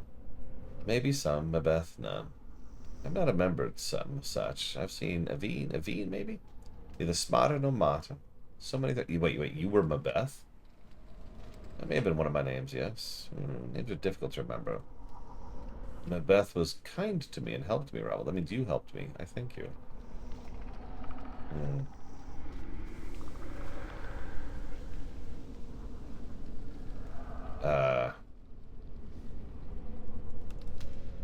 As you mentioned, Mabeth, all the color bleeds out of Ravel's face, and she is gray and ashen. Literally, like the color just vanished.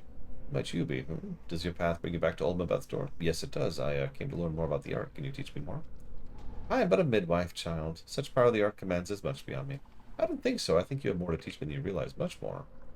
Then comes the question, like an echo. You wish to leave the art? Because I need to solve the mystery of who I am. After a moment, Ravel, Mabeth nods. The art may help. It may not.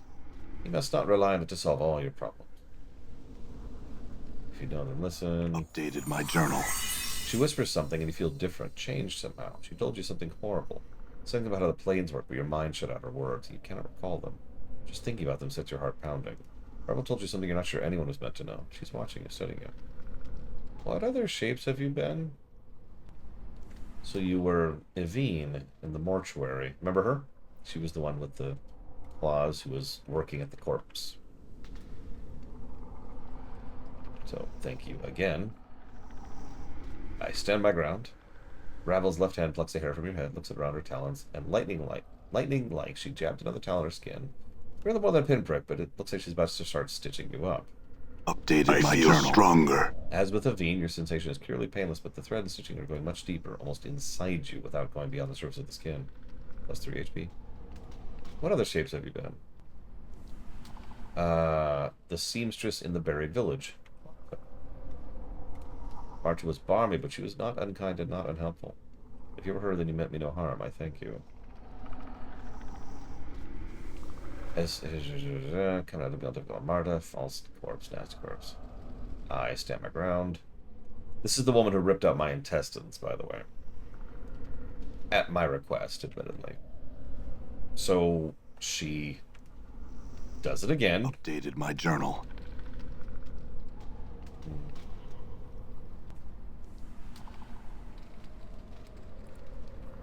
What other shapes have you been? I guess that's it.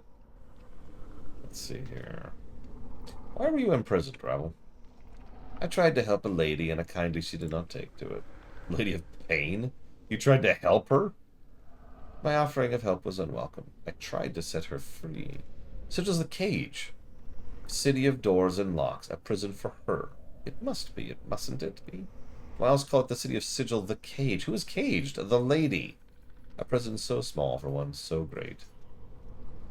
Unjustness, wrongness, intolerance to tolerate and torment a woman thusly. Yeah, that should be in a cage. I tried to break the cage to let the lady go free.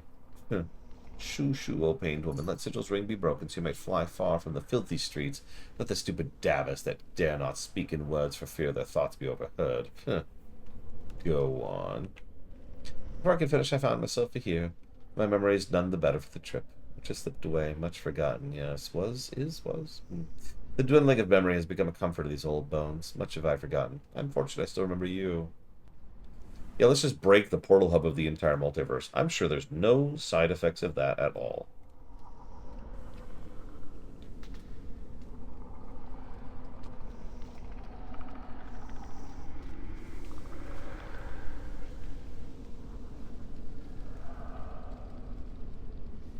Revel, why did you try to free the Lady of Pain? Updated my journal. I resent anyone, even a power, being imprisoned and think that everyone, whether stones or shores or quiet-bladed ladies, should be free. Some have said more fool I. Why risk such a thing, they said.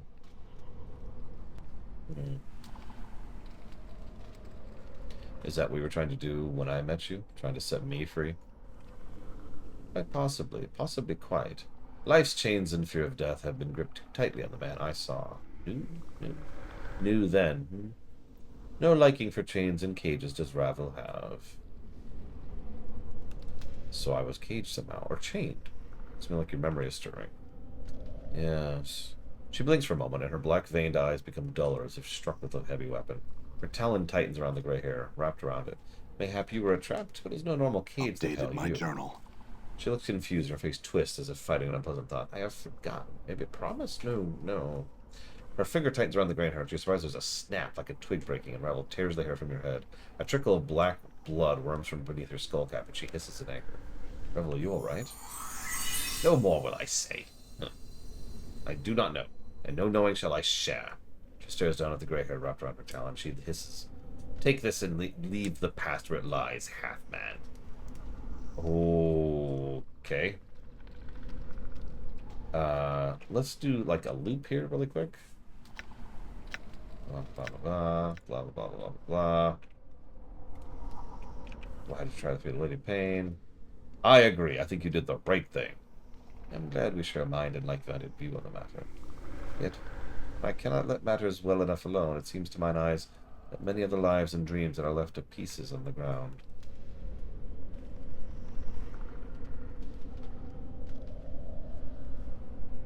I don't know.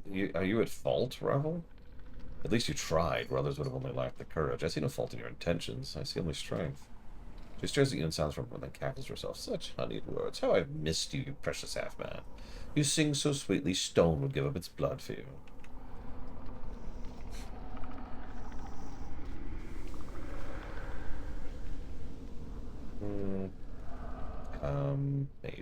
Mage. Can you tell me about the art? Does Ravel know the art? Has your mind gone away the mortality, a thing all up and lost?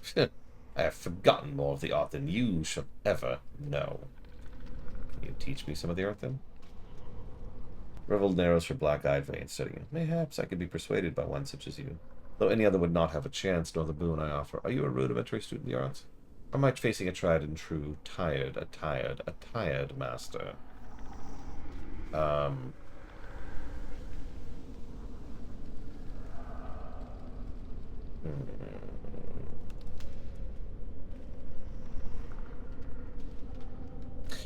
I am but a rudimentary student, beautiful Ravel. Flatter, your words warm me. Much have I learned tending this guide. Charms and incantations, distilled from the barbs, rhyming, swaying ways of consonants, constants with motions that bring the briars to your aid. Listen, the branches will speak of it. As you close your eyes and listen, a great trembling passes through you, as if dozens of barbed snakes were burrowing beneath your flesh. Just when you think the pain is more than you can bear, you suddenly instinctively begin humming the same tune Ravel did, and the pain ebbs. In the distance of the maze, you can hear the clicking of the tree creatures responding to your call. She watches you with a curious light. Such power. It had touched all that are here. You are powerful, my precious man, so powerful. One day even the plains may bend to your will. I do not wish such a thing. There are many who would walk that path, but not I. She nods and takes your hand, which to your surprise holds a number of black barbed seeds. Remember those. Take those seeds, use them as you will, and to this I grant an additional boon. She plucks a hair from your head, and takes a handful of the seeds and places them in her palm, and then crushes them. A small trail of blackish blood runs from her hand, but when she opens it, there's no wound, only a necklace of black barbs, woven around a lock of Ravel's gray hair. Take this, it is of me, and it will serve you well. Updated my journal. Save the seeds, precious man. Use not all of them, for they prove useful in other places in this maze. But if powerful you are, these places you will find.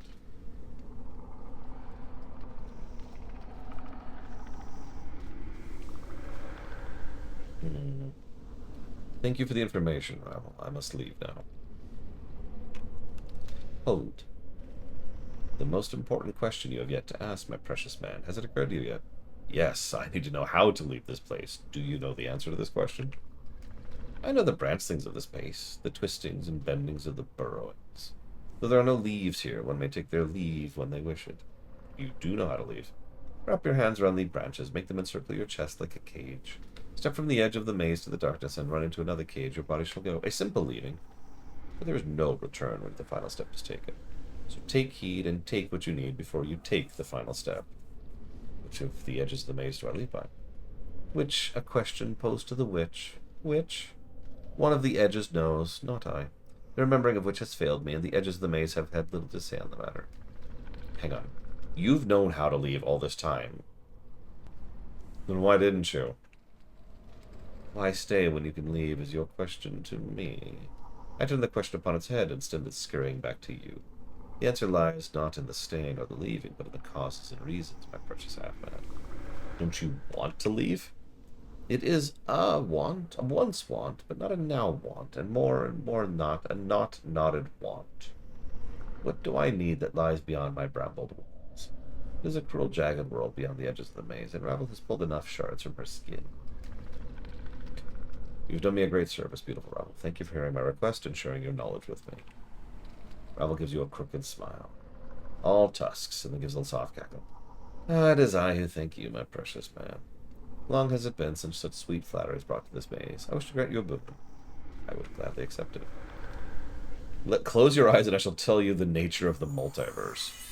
120,000 experience and +1 wisdom permanently.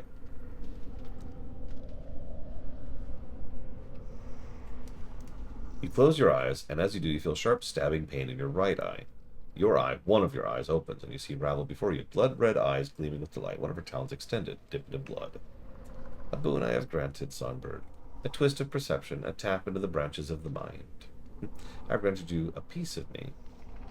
She takes the eyeball, and you watch in disgust as she pulls forth a black seed and places them both in her left palm. With a grotesque smile, she crushes them with a sickening crunch. Put back. Of course, precious man. She opens her palm, and your eye lies there, seemingly untouched, staring at you. She places it between her thumb and forefinger. Before you can react, she stabs it into your empty eye socket. Updated my journal. A piece of me lies in your good eye, precious man. When you see the planes of that eye, you will understand more than you once did. Wiser you will be, and more experience of the planes and their turnings will you understand. And that is all. As you're about to say farewell, you feel a crawling sensation in your skull, and you notice that Ravel's black-eyed veins have taken a strange predatory fire. You're not going to let me leave, are you, Ravel? A perceptive question, yet it's not the real question. Her voice takes on a strange whisper, very sad, that sends a faint echo to your mind. The question is, do you wish to leave me, half-man?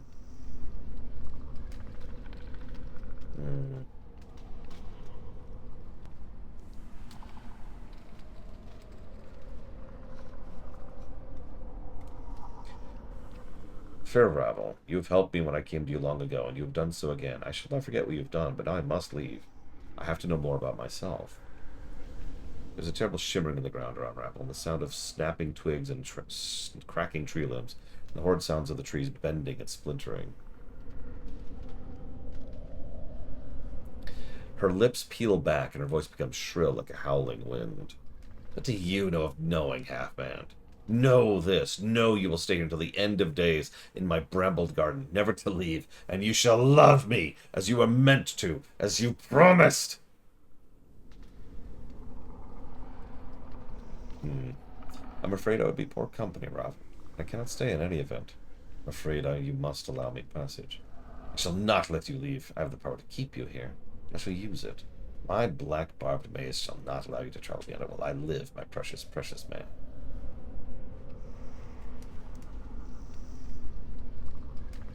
Ravel, I don't wish to fight you. Don't do this. Allow me passage, and I shall return to visit you. You need not be alone in this place. Return? Return as you claimed you would not so long ago? No. No, you shall not lie to Ravel twice. No more centuries will I wait for you. Her lips peel back, and her talons seem to grow, growing into fiendish claws. Here in my garden you will stay, and to wander the plains you will no longer. Ravel, calm yourself. There's no need for this. You have forgotten your place, half-man. Humility is in order. Ravel, don't do Updated this. my Learn journal. some new tricks. So, boss fight. Of course, this is an Infinity Engine boss fight, so it's an enemy with some stats. Attend me. Gather to me. Can I please move? You have become There we go. strong. So we're going to start with the obvious. Litany of curses on her. I'm We're gone. going to back out. Very well. Back to... Your path here. is mine. And her up here. Go. Filthy stinkards. Why not? Okay, tank. Start hitting her. Focus fire. Focus fire. Force missiles on her.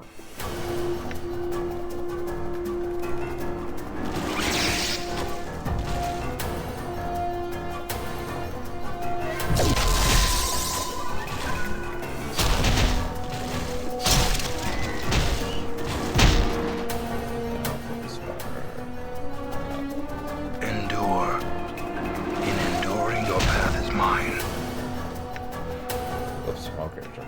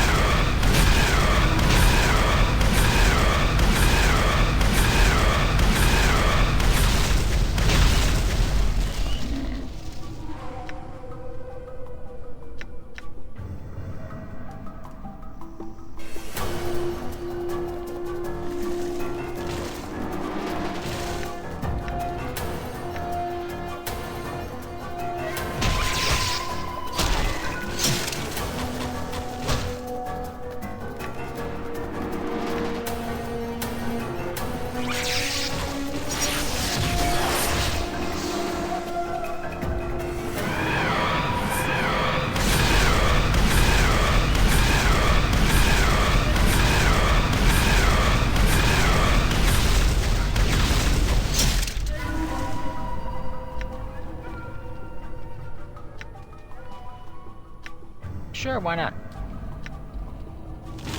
The Karak sings true.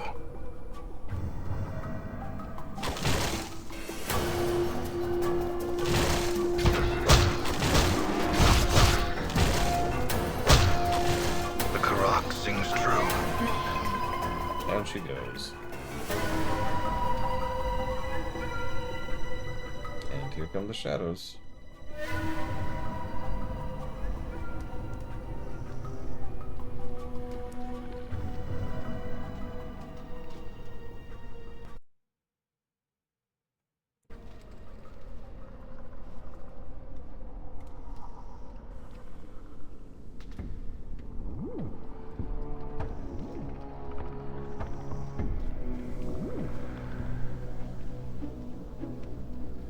Okay, so first and foremost, All right.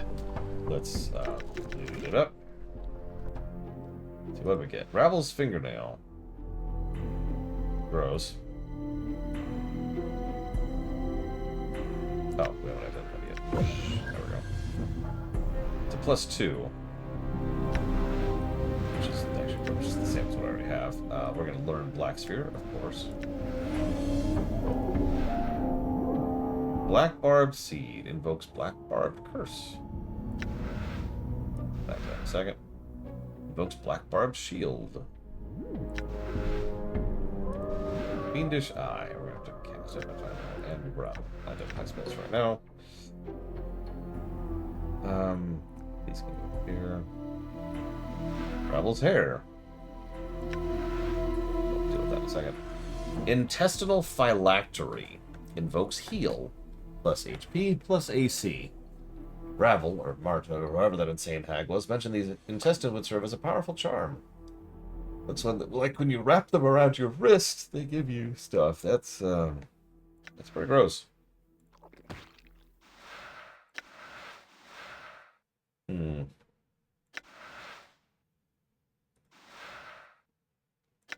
Well, whatever. We'll wear that for right now. Put that up there, obviously. Put that up there.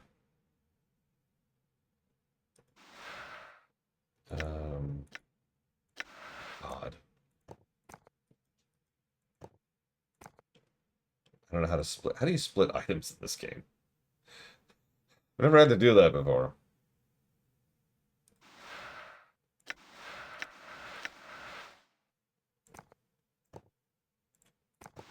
Ha! There we go.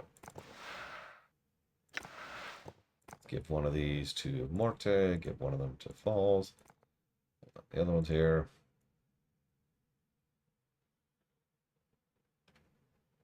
Oh, it's gonna get one more off of them.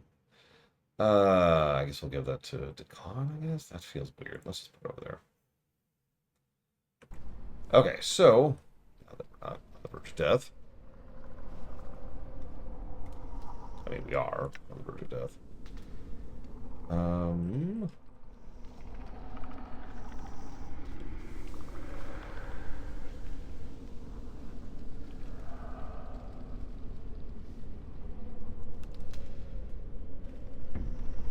I think this is the branch. This sure looks like the branch.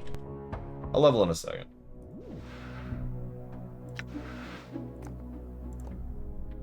Seriously, I have to put it up here?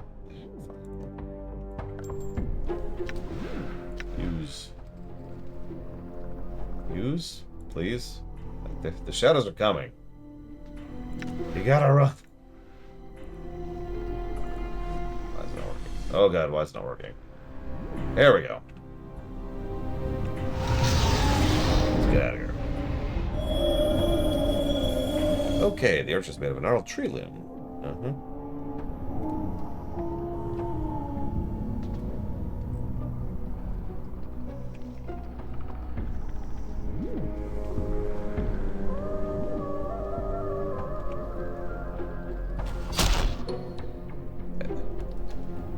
Alone for right now. Okay, so let's go ahead and do this really quick. Down the twigs, start humming, throw a black seed in the mist, pick up the branches. And then we're going to do that a second time.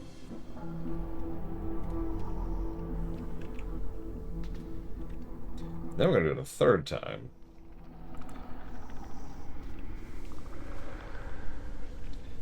That gives us these. These invoke Black Barbed Shield and Black Barbed Curse. 99 charges. Alright. Oh.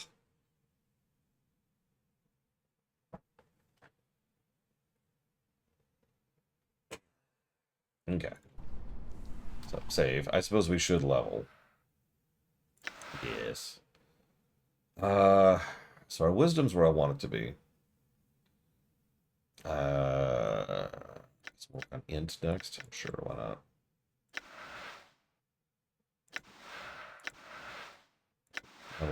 Level, pickpocket, I guess.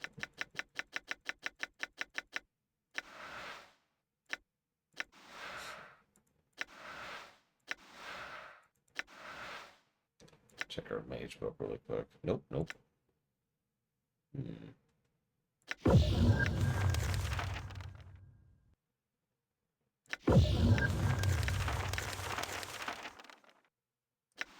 Wow, she can finally get raised dead. We'll give her pure critical, though. That does mean we might be up to there, though.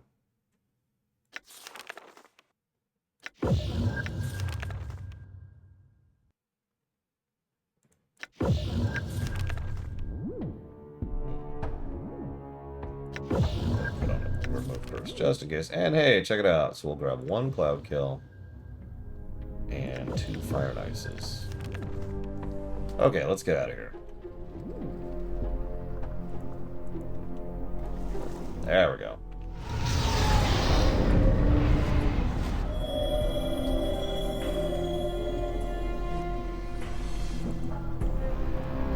Leave. Oh, stop interacting with the thing. Stop interacting with the thing.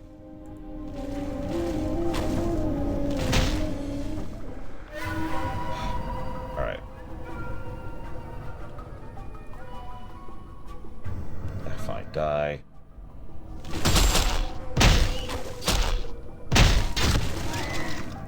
Doesn't cloud kill affect allies, Chenko? If it doesn't, then yeah, I'll double down on that. Whoop, shadows. We don't want to go there. Well, in that case, shoot. Yeah, let's go ahead and... I'll keep 1 for flavor. Second cloud kill. Don't mind me, officer. Let's just get out of here.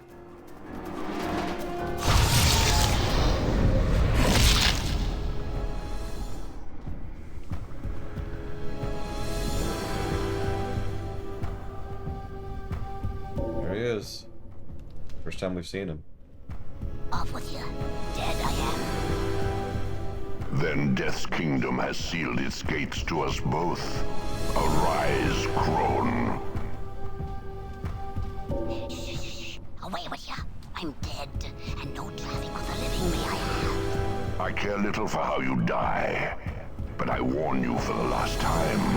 Arise, or I shall slay you where you lie. What's with this music? I had thought that dying at his hand would fulfill the requirements the past put forth.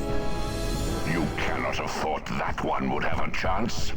You were indulgent to let him think he was successful. Powerful this incarnation is. And kill me he could have, but for a few tricks I possess. Fortunate was I. Fortune abandoned you the moment I found you. Has your This is what life I get for getting prepared you for what testiculated. is to come, hag? I am not afraid. Not of the likes of you, ragged thing. Weak Ravel may be, but a few tricks has Ravel learned over the years, and I have known you would come.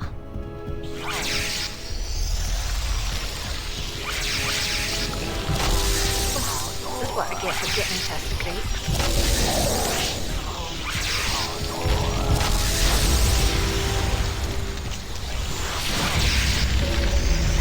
This is what I get for getting testiculated. Damn, it's buggy as hell.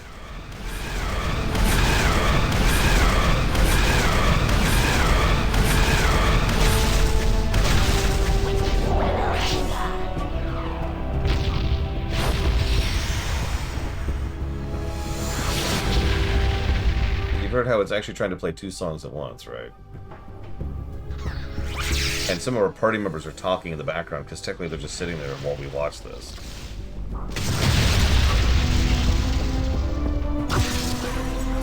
And yeah, if you play Baldur's Gate 2, this kind of cutscene should probably look familiar. In Baldur's Gate... Shall you trouble existence with your presence, witch?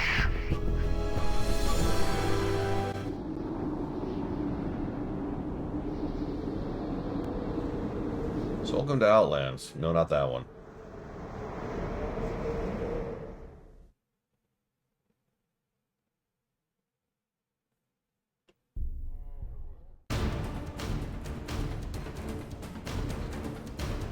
Not the song I was expecting for that. Oh my god, she's dead. What killed Anna? What killed Anna?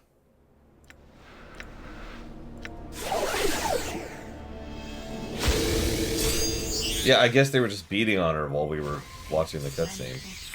Which actually means we weren't here, we were there while the cutscene was playing. That's funny. May my face lend me strength. May my face lend me strength. Yeah, no, there's a reason they give us just a straight up use per day ultra res. Okay.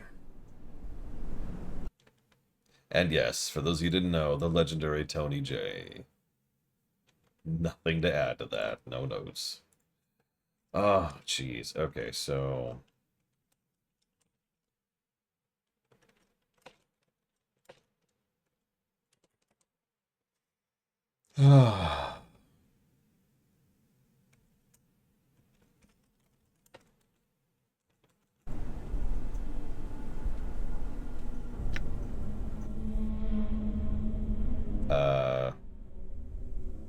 No, she doesn't have... Oh, no.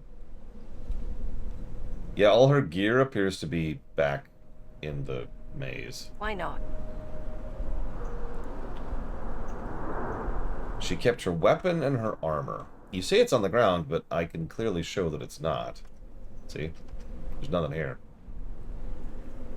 I think because she died in the maze, it's in the ground in the maze.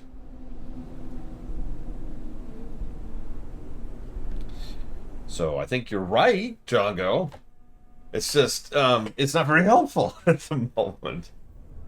Let me finish jotting down some notes really quick.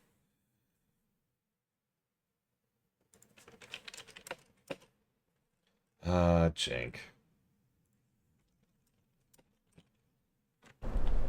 So hang on. Yeah, we should have a save before I rushed through there. Is this... This should be after I got the... Yep, this is after I got the wands. So let's just All right. fight our way out this time.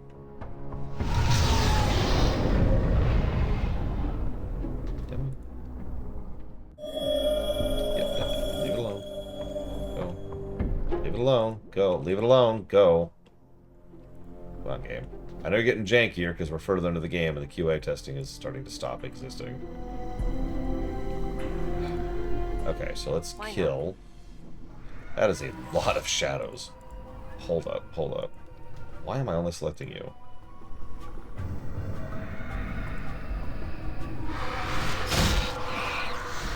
There is nothing I can do. There is nothing I can do. There is nothing I can do. A lot of practice, it seems.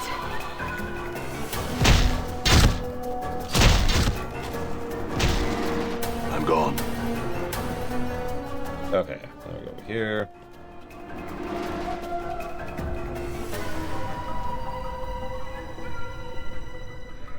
Go deal with this thing. And there's the shadows that killed Anna. And only Anna. Okay, no. Don't use the portal. Don't use the portal. Hang on.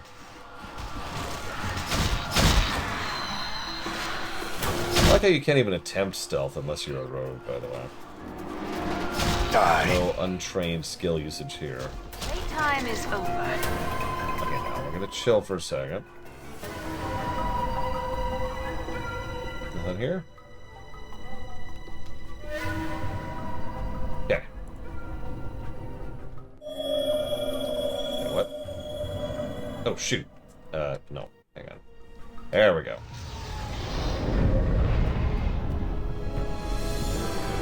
See if the music's different.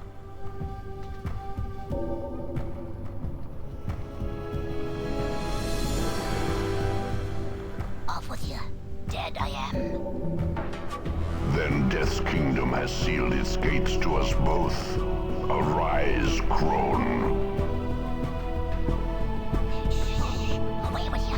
I'm dead, and no traffic with the living may I have. I care little for how you die, but I warn you for the last time. Arise, or I shall slay you where you lie.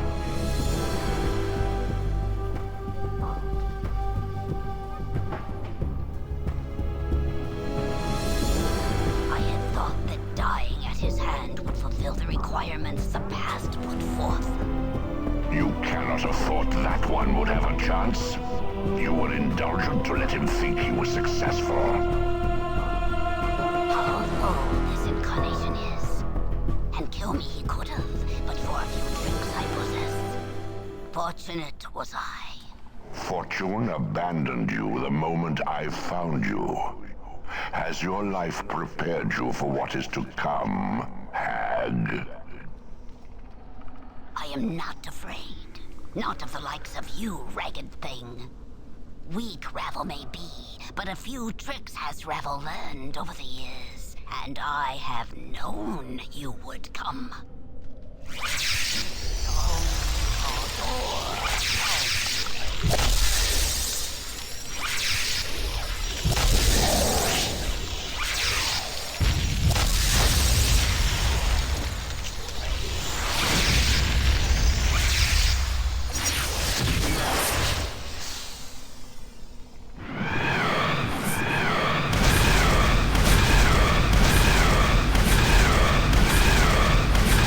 The game has not answered that question, Mr. Red.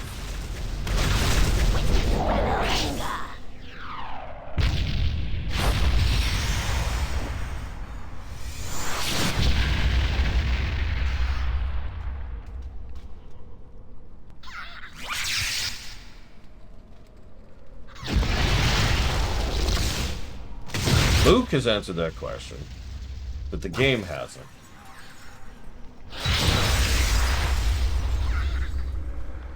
No longer shall you trouble existence with your presence, witch.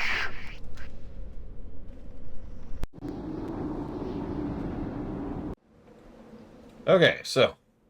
And hey, Anna's alive. Holy crap. Actually has all her stuff. Even better. Okay. Welcome to... I mean, formally, welcome to Act 3. So we can't leave. There is a quarantine in effect. We'll talk a little bit more about where we are in just a second, as I'm sure the game will elucidate in a moment. Let's do our run around just so we have the map unlocked.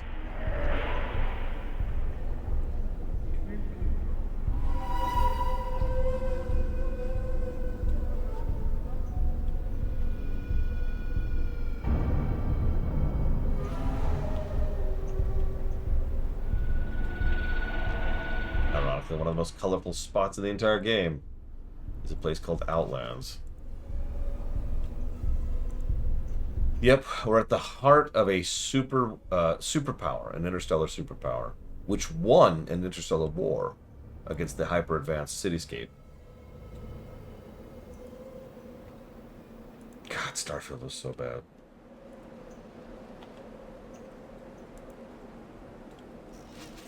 That should be enough, I think. Yeah, it's most of everything.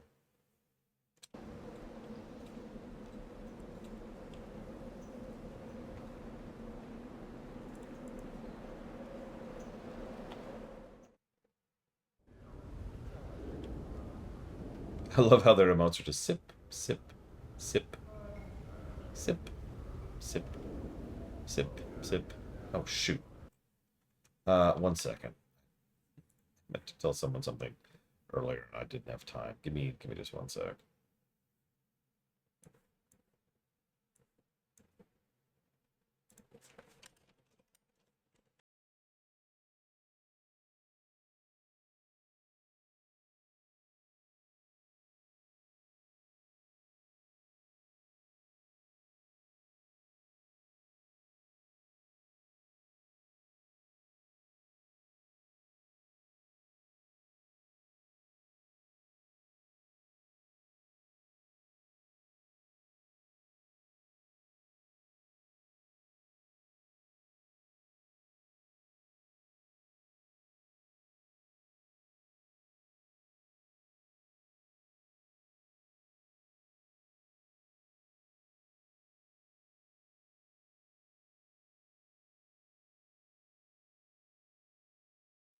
Okay, ham. Sorry about that.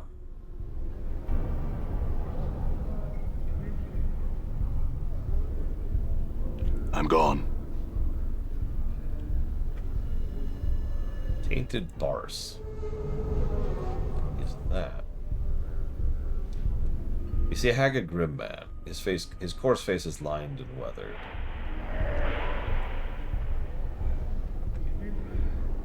Oh, sweet. This is 3 spam texts I've gotten today. That's impressive.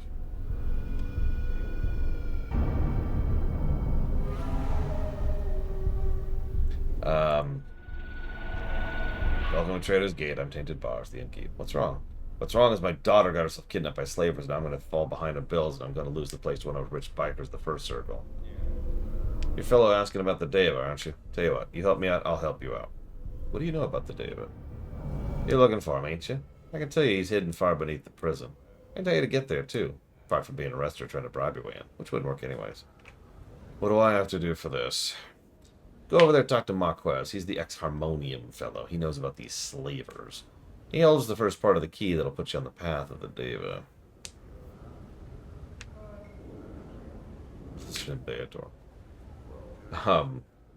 There are 5 parts of the key, but it ain't a physical key. You get the parts together, you come tell me, it unlocks knowledge of my mind. Till then, it stays secret. You gotta satisfy the key holders. I won't do it. Okay, cool. Updated my journal. Where's Marquez? There it is.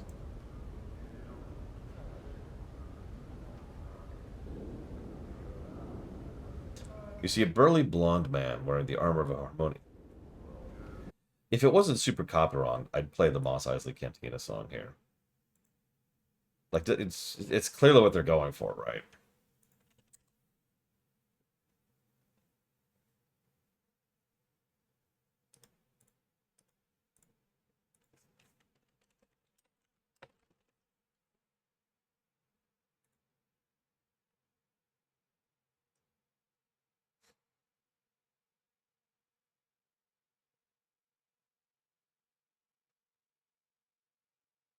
One second, please. I'm not sure of the name of the song.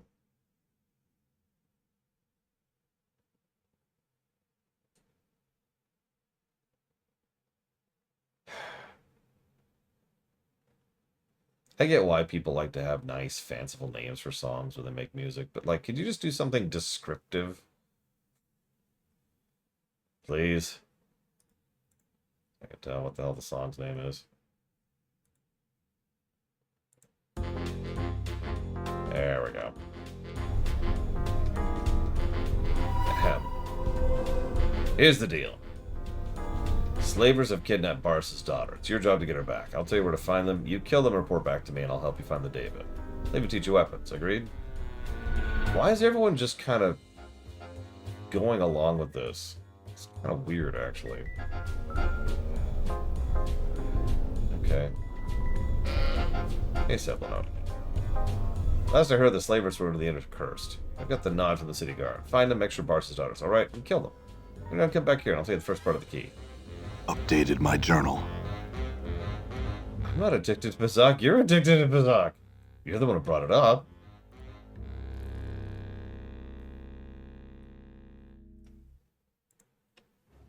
Oh, yeah, here we go. Done.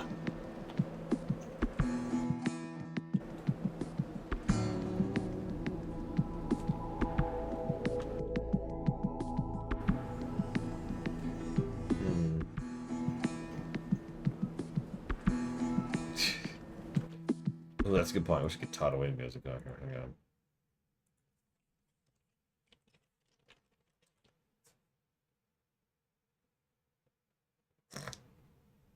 Sorry.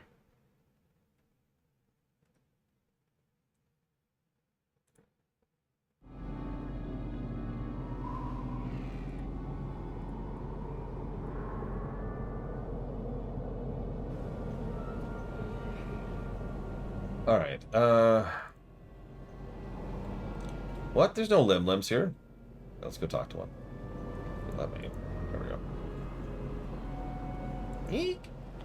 Then let's attack it. No, I won't let me do that either. Actually funny.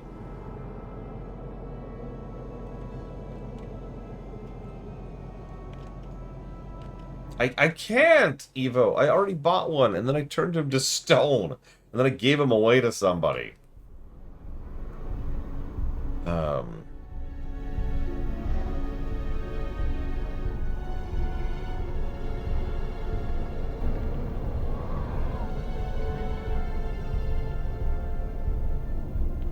Aye? It was a quest! It was a quest! Well, I'm sorry! like a shadow I am. Let the shadows. What? No, don't leave the shadows. Enter stealth mode. Yeah, we basically, we were PETA. I'm sorry.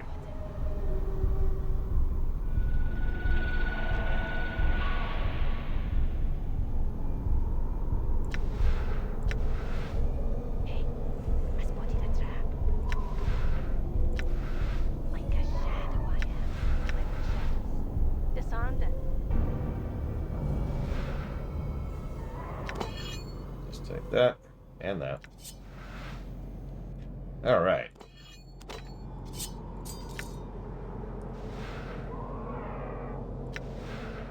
God damn it! I haven't rested yet. Whatever. I need a place to rest. I don't know where to rest in Outland. Or in Cursed, rather.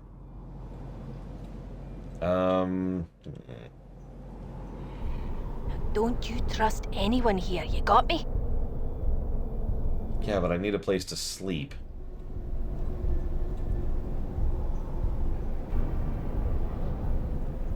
Tell you what, Evo. We go on an epic adventure after finishing that quest to go rescue and then de-petrify the poor animal. Just for you. All right. Sip. Sip.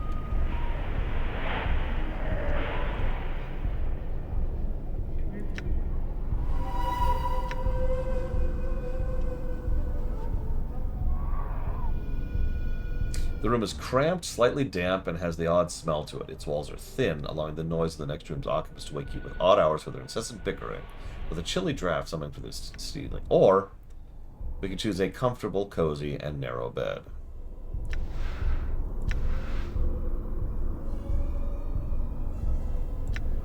Okay.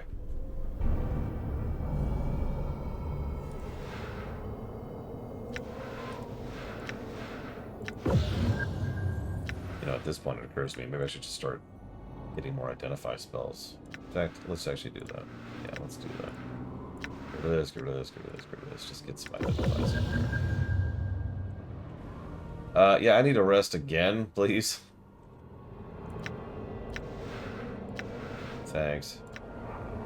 Okay, that's true.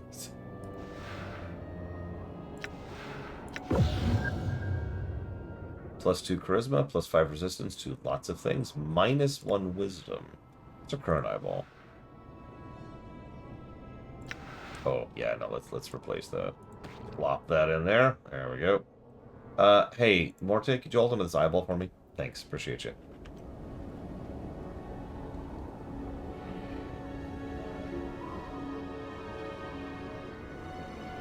I'm gone.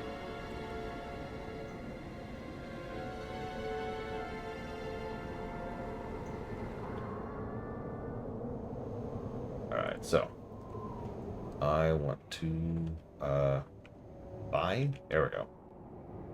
What I actually want to do is sell. Hey, look, I found this axe of the Jester. The person who created this axe must have been mad for a genius. Okay. Chaos. This weapon is forged with chaos matter, the most unstable and unpredictable element in the planes. Stories of this particular axe have been told and retold across the planes. Heroic deeds of men's defeating creatures of immense power simply by touching the axe to the creature. And of these same men dying horrible deaths while doing everyday tasks. This act, now the simple, defeated a devourer with a single swipe, crushed to death by a falling boulder. Garkon the Righteous, struck by a mysterious discharge of energy while fighting a cranium rat. Kanas, tradesman by profession, buried alive as the stone wall the axe was mounted on, collapsed on him. Kvi Matterson, a child of only 9 seasons, and not only able to ward off a group of marauding firebats, he managed to kill 2 of them. Right.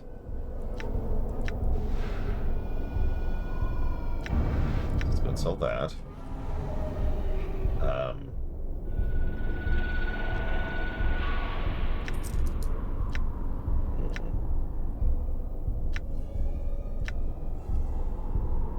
Is that actually all we have to sell right now?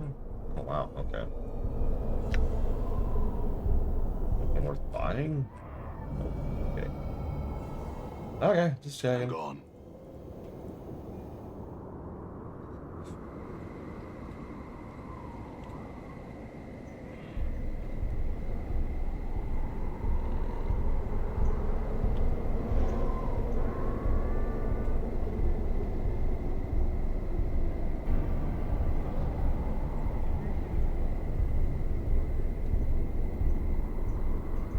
Cursed is a prison town filled with betrayers in words and deeds.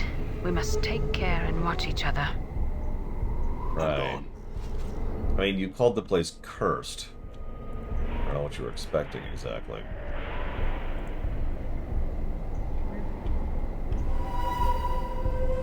Excuse me.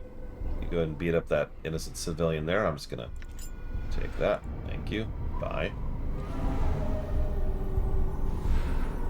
+2 AC. Just straight up plus. Oh no, I'm not replacing that.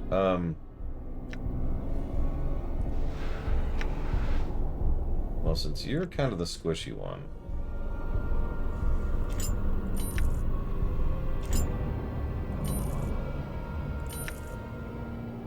Let's give you these. Does this mean we are engaged? Really, game?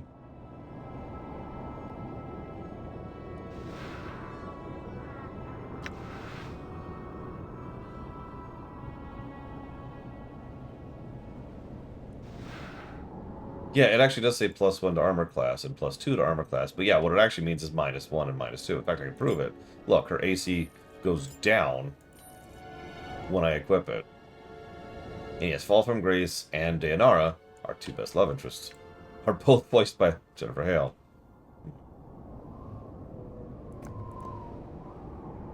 Honestly, the AC is wild. We're at 2, which is not great, but not bad for a mage. Our fighter's at 0. The thief is at -3, which is pretty good. The cleric is at -4. Weirdly enough, Morte is only at 0, but I think that's mostly because he just can't have equipment. Oh, speaking of which, what level are you? 9. Okay, cool. Whatever. Moving on.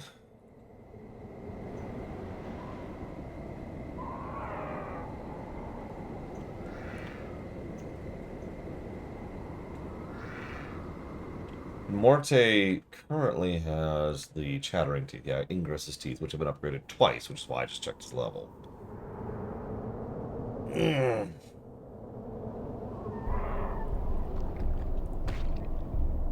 I mean, yeah, she could probably tank. -4 is chonky. As is evidenced.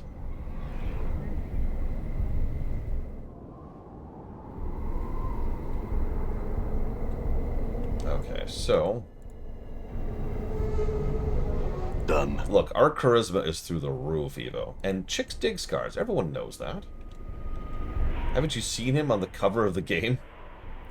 What's funny is there's going to be a CGI cutscene with him where you can really see just how... oh, hey, they're playing Pokemon. Exactly how he looks in-game. And, yeah.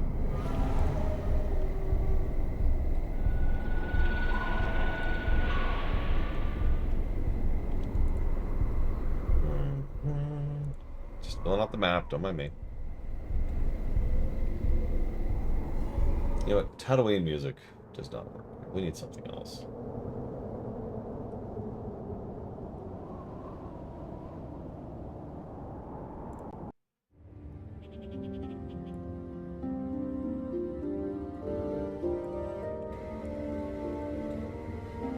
I mean, clerics have always been OP.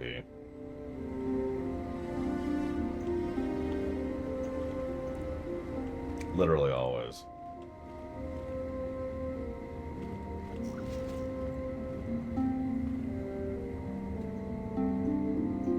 Unlike mages, I've always found it funny that, like, I've always had this impression that the various designers of the various editions, that's interesting,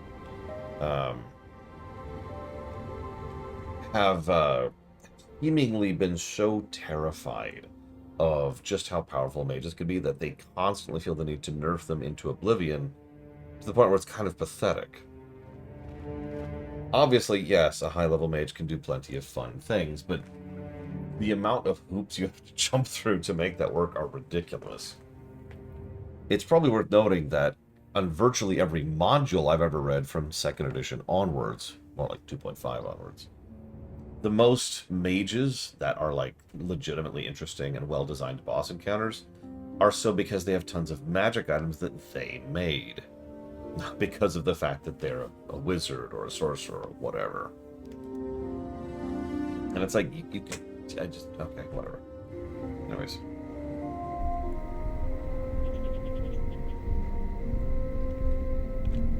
Here we go. You see a Harmonium officer dressed in ceremonial armor. He seems to be in charge of a workforce of slavers. He seems especially vicious and haughty. What do you want? I'm trying to get the tainted Bars's daughter back. Oh, you know. What do you do if I kill her? Kill her! Whoa, whoa, whoa, whoa, whoa, whoa, whoa, whoa, whoa, whoa, whoa, whoa. Okay. Actually, no, back off. You get in there. Actually, you know what? That's a good point. Hang on. All right. Go back off. Now, I'm taking your word. I did just save, so let's make sure that this does not actually kill them. Kill her, rather.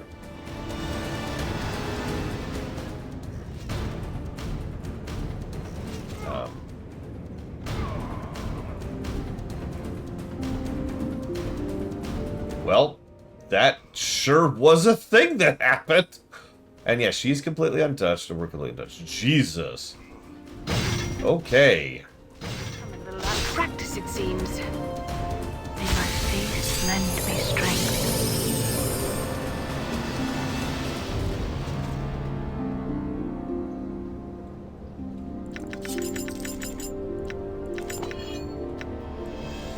Hey, Ginger Ninja. I don't think I've ever cast Cloud Kill in this game before. That was funny. One moment, I'll put that towards Kingdom Hearts. Memories, Homeworld, Block, Expedition 33. Thank you, Ginger Ninja, as always. I do always appreciate you.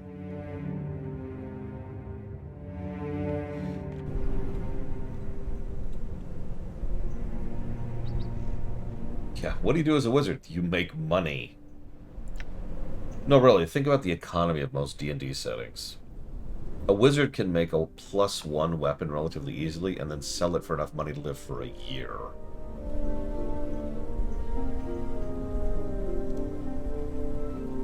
Yeah, no, I didn't know it was cutscene, and I didn't know it didn't affect allies. That is stupid.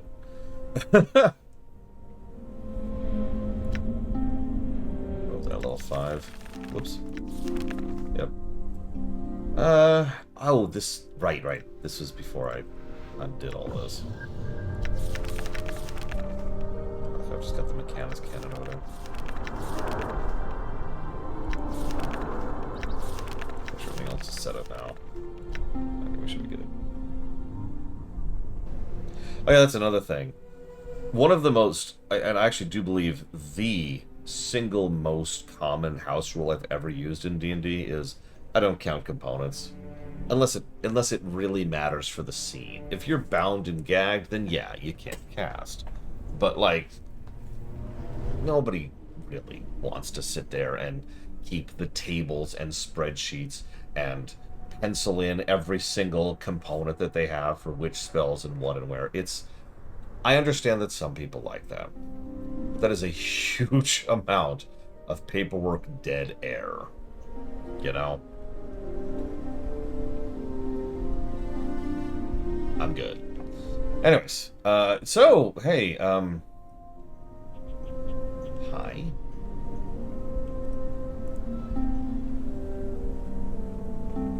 Yeah, like, in some very specific cases, Mook, it's interesting. Like, for example, I want to cast Resurrection. Well, that costs a diamond, which I believe is 1,000 gold diamond. In other words, the point there is getting a hold of the component as is itself part of the point of Resurrection. So, like, if you're in Waterdeep and you want to cast Resurrect, I'm like, all right, spend 1,000 gold. And that's the extent of it. We just abstract the rest of it. If you're in the middle of the Underdark, currently in the middle of a thing, and you want to Resurrect, well, now we'll think about it, right? Now we'll actually think, okay, hold on. Let's make this a quest, right? And you turn it into something. You turn it into the next arc of what they're doing. Your job, my opinion, as the GM, is to kind of keep the players playing, keep the players going forward, not stopping them dead in their tracks. So, do that, right? Anyways, thank you, I believe. Thank you so. My name is Jasilia. Listen, I must go, but thank you. Okay. Is this all just like a fake quest? That's true. See, it's funny you say that, Twister. I've actually had a party member once, just once, who couldn't actually afford the money to resurrect someone, so they were like, I've got an idea. We'll go ahead and we'll res you as a skeleton. You trust anyone here, you got me? So animate dead, right? And then they just had the player basically playing their own zombie for a while until they could get to town and afford to resurrect them properly. So they just then kill the skeleton and then resurrect properly. I thought that was clever enough that I let it slide, even though there's actually some rule problems with that. That's another thing that I tend to be pretty good on. Good on? Normal on?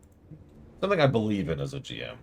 If the players come up with something cool or interesting, I don't care as much if it's per the book, because I want to reward them for coming up with something that's cool and interesting.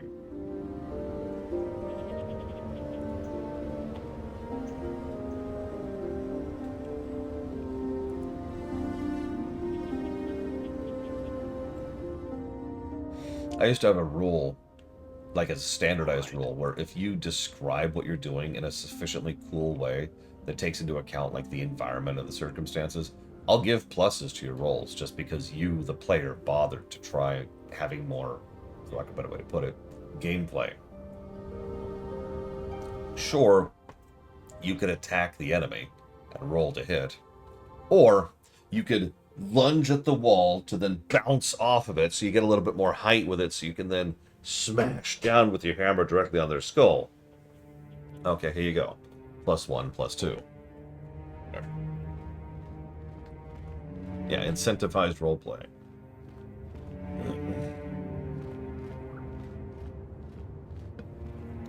It's funny you say that, Lateval. I don't know if you saw it. Brigwin probably did. During that Underdark campaign that Third was running, for all of us, I never think of the name of the damn campaign.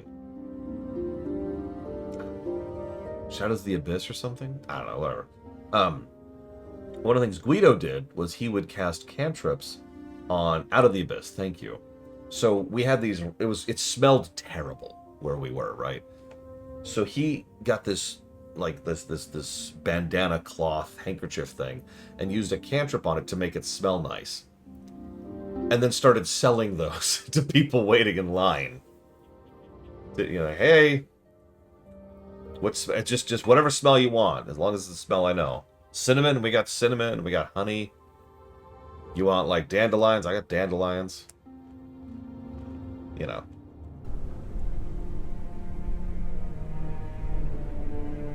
Oh, wait, no, we gotta go to Marquez first, right. She's free and should be back shortly. Good work. You want the first part of the key that'll get you under cursed? Here it is. Such place eternal justice had prepared for those rebellions. Go talk to Kilt over there. She's got the second key.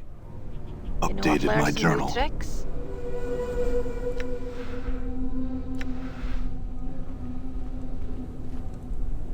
Yeah, those VODs are still somewhere. I think most of that's on Guido's channel, actually, because I was letting him put those VODs up. Don't quote me on that, though. You see a tall, striking woman. Stands staring into the wall of the tavern without seeing them, her hands slowly curling into fists and unclenching. You also see an email from Ginger Ninja. Yeah, Guido streamed those. I used to restream them, and that, like, nobody watched those, and it was easier to just point people to Guido's stream, so we did that instead.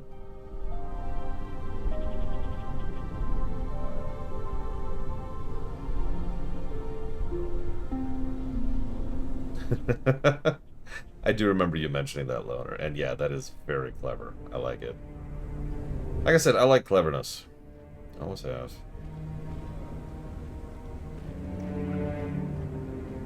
Oh my god, Legible.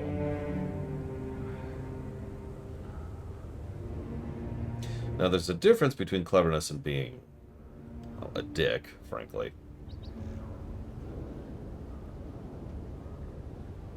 Some people like to technically their way to victory, and that, honestly, in my experience, tends to just get irritating. If you're going to be smart, interesting, fun, or creative, sure. If you're going to drag the entire session down for an hour while you argue legalese, quit it. And yes, I have encountered that. More than once.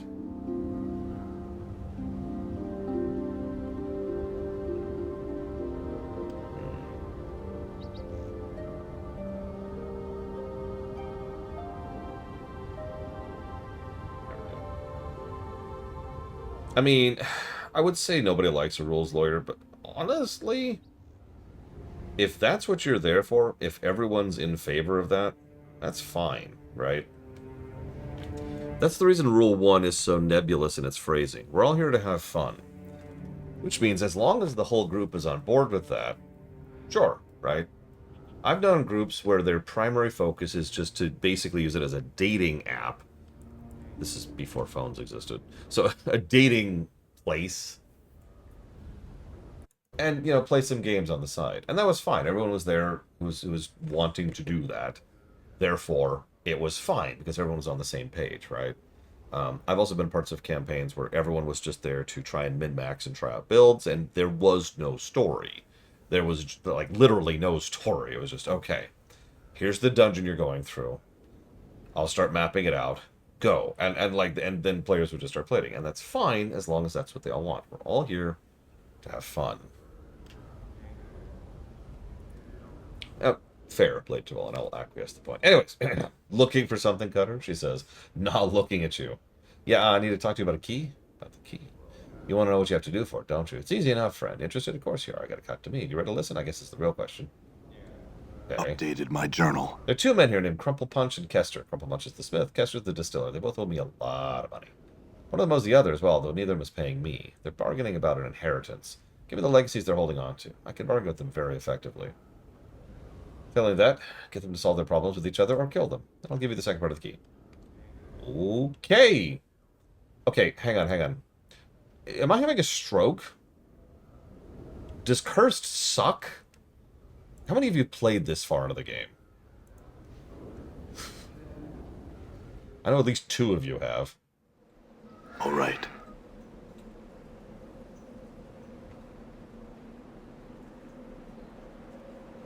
Yeah, I know several people who have never actually gotten this far into the game. Because, I mean, because this game can be a little obtuse if you don't know what you're doing.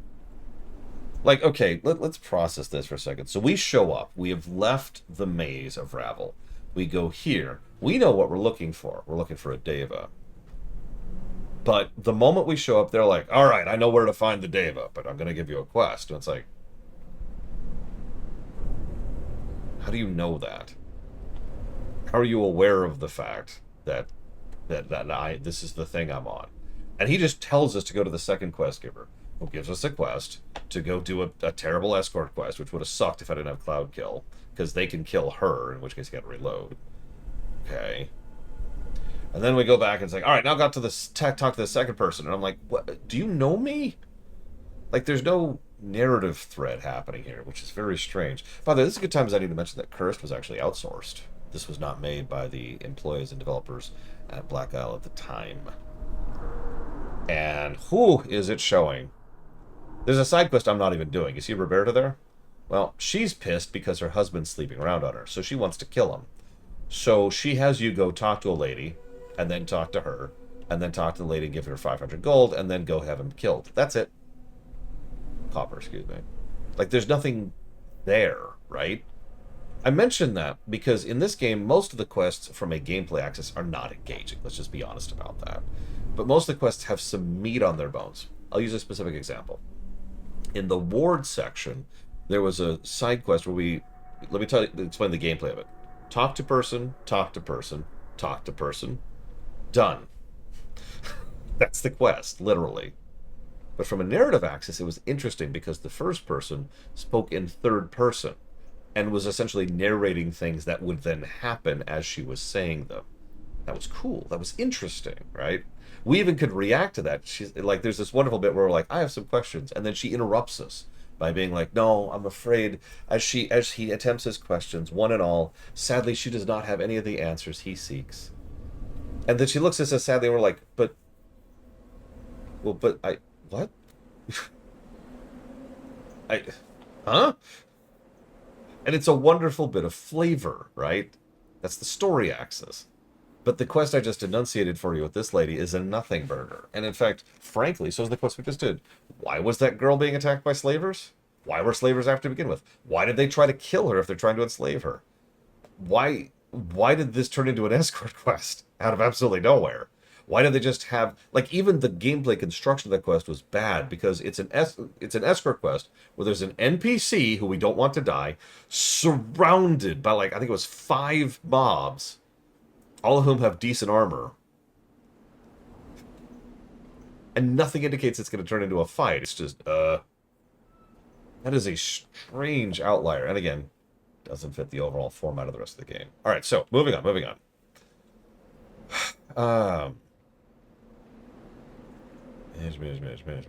Okay, so let's go talk to him. Yeah, I'm going to chew on this, but this is, at the very least, some absences of positives. This is just not at the level of quality that the rest of the game has been.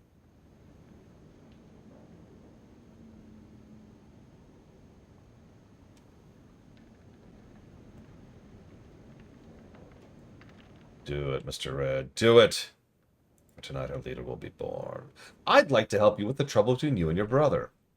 Have ya? It's my business with my book-learned brother across the whole town's gossip, eh? My younger brother spread the stories against me. I'm ought to be slandered just because I ain't educated. The planes are against me. I'm actually interested in clearing them up. Here's the story, then. Our father was a balmy old bastard, but a wealthy one. He left us his smithy and his distillery when he died, but now my brother's trying to cut me out of the distillery. It's always made more coin, and I'm trying to get it back. I got a legacy to prove it, but I ain't so smart with stuff, and I don't trust anyone in this town to help me. So you help me, I'll give you some jink, and I'll live by your decision. Updated my journal. Okay, thanks for the legacy.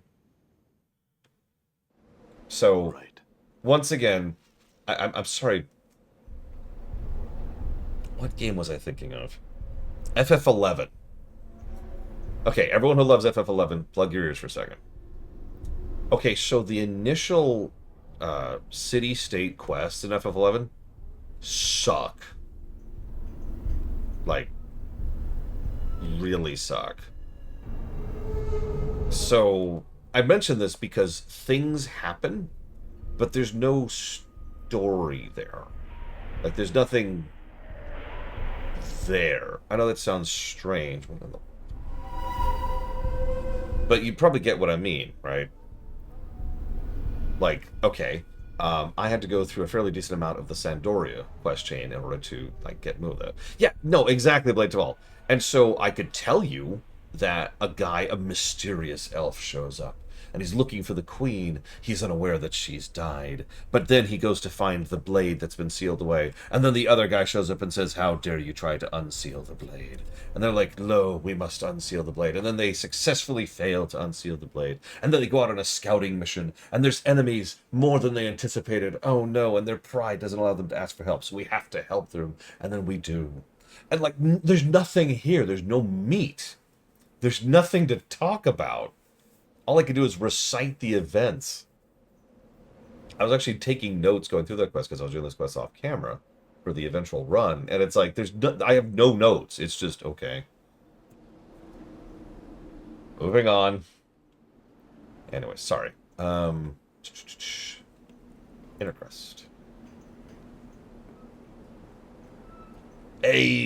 Yes, and then A happens, followed by B. Go help him. Yeah, it's turbo generic.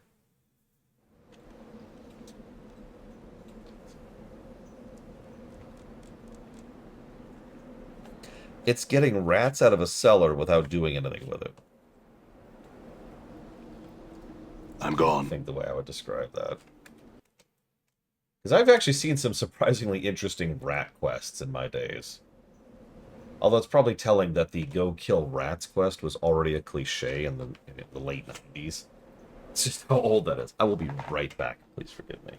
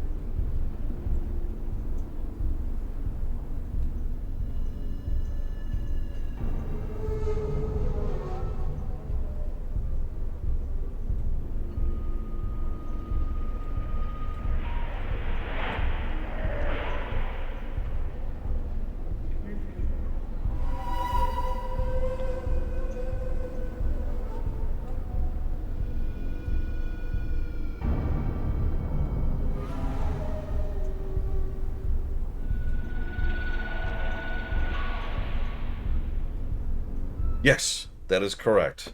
One of the quests is literally go kill orcs and retrieve proof of it. One of the quests is go to the ruins to find proof that the orcs are there. And that's it. Here's a question. What's worse? Bad quests or empty quests? I know my answer to that, because I've been playing games for a long time.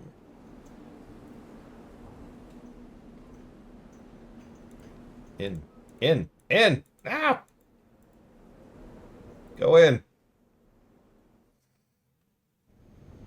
So if you look approximately 1 inch above your text bar, you will see an example of empty quests. If you listened to me approximately 5 seconds ago, you will hear an example of an empty quest.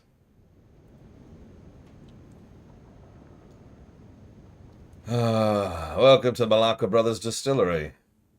What can I do for you today? I'm here about the negotiation. Oh, did he? I'll make sure your reward is more handsome if you decide my way. Tell you what. You get his legacy from him, stud it, convince him you'll arbitrate. You'll get a nice reward, too. I need a copy of your legacy. Alright, if it'll get done faster. Here. Thanks. I'm gone. Now, I'll go ahead and give my answer to that question. I think bad quests are worse, and the reason why is actually really, really simple. An empty quest is boring. It's forgettable, and it's something you honestly probably don't remember 5 seconds after you finish it. A bad quest is aggravating. A bad quest can kill a run. A bad quest can make you never replay a game. Let me use a specific example. I know it's an infamous example, but it's one that most people know about. How many of you have ever had to escort a merchant through a group of Balverines?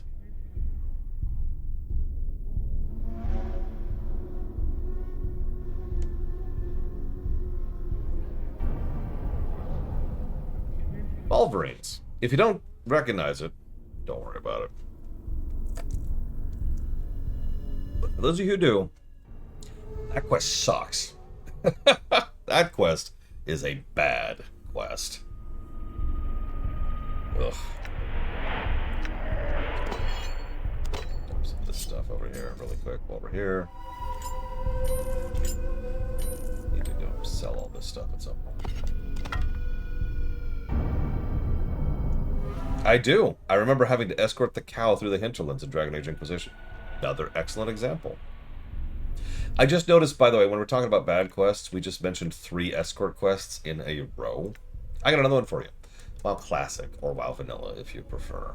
In the Red Ridge Mountains. Just north of town, there's someone who you have to escort out of a cave. Remember that quest? I remember that quest distinctly because I would actually personally say it's one of the worst escort quests in WoW Vanilla. And there's a lot of bad escort quests in WoW Vanilla. Ugh. Meanwhile, game designers are like, I've got it. Let's make more escort quests. That's what gamers really love. Why? I actually sometimes wonder what the logic is behind making escort quests. Why? Why do you keep doing this? They are infamously bad. There are good escort quests. We've seen them. But oh my gosh. All right. Hang on. What am I doing here?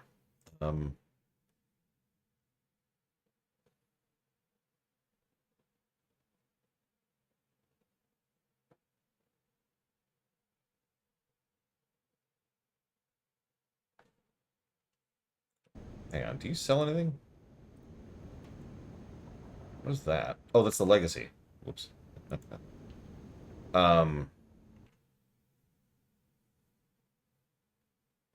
Ooh, nice. Nutella pizza and pepperoni pizza. Could you take a picture? Because I'm curious what Nutella pizza looks like. I'm going to sell one of these wands while we're here.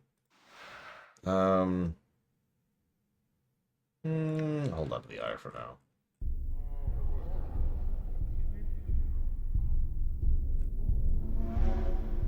Kill quests are very easy to code. That makes sense.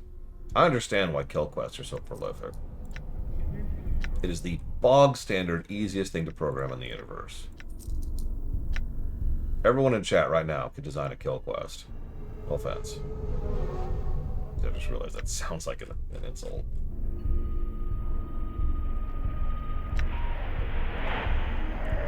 Alright.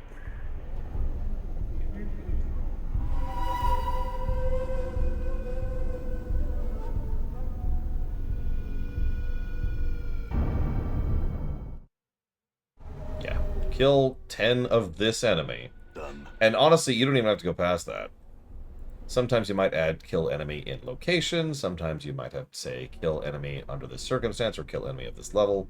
But really, honestly, all of that's harder to code. Done. Just kill 5 of this exact same enemy ID. Done.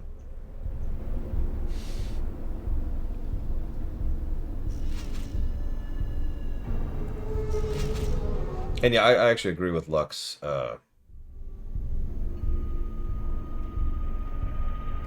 I actually don't know how to pronounce it. Tenebrak, I think. I don't want to screw it up. I apologize.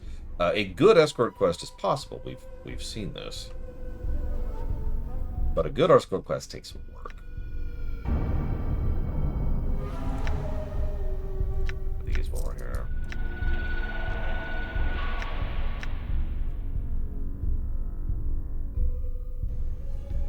Okay.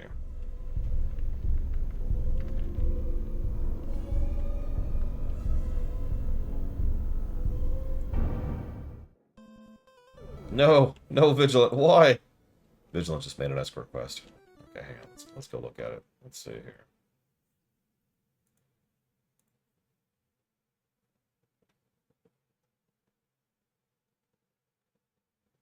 Oh God, KOTOR 2. Oh man, we talk about pathfinding in CRPGs. KOTOR and KOTOR 2. Holy crap.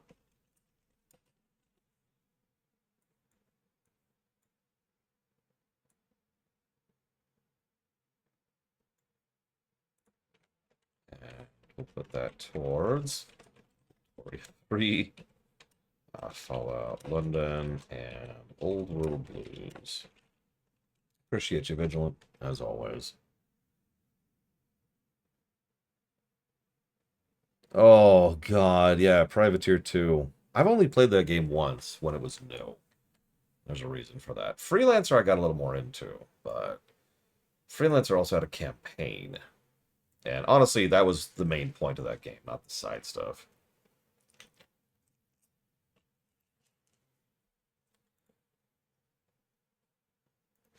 And yeah, the no payoff thing is another thing. If it's an old rule of game design.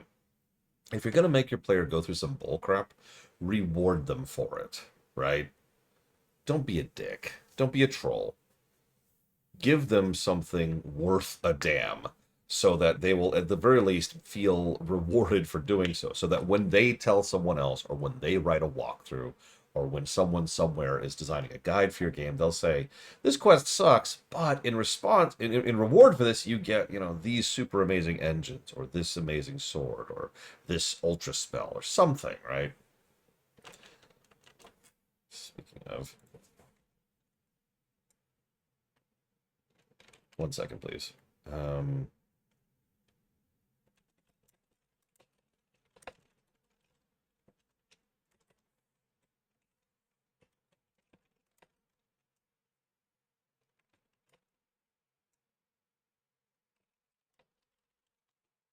Leg.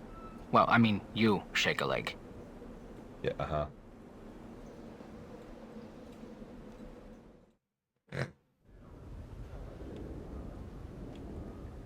All right. There she is. I have both their legacies right here. There you go. Now, let's see them tell me they can't get away to pay me. Tell me the key. Here, the prison ordained in utter darkness. For the third part of the key, talk to Nabat. I'm exhausted. Take this. Updated my journal. Yeah, pretty much, Kennex Scout. If you remember, when we were covering... Ooh, Abyssal Fury.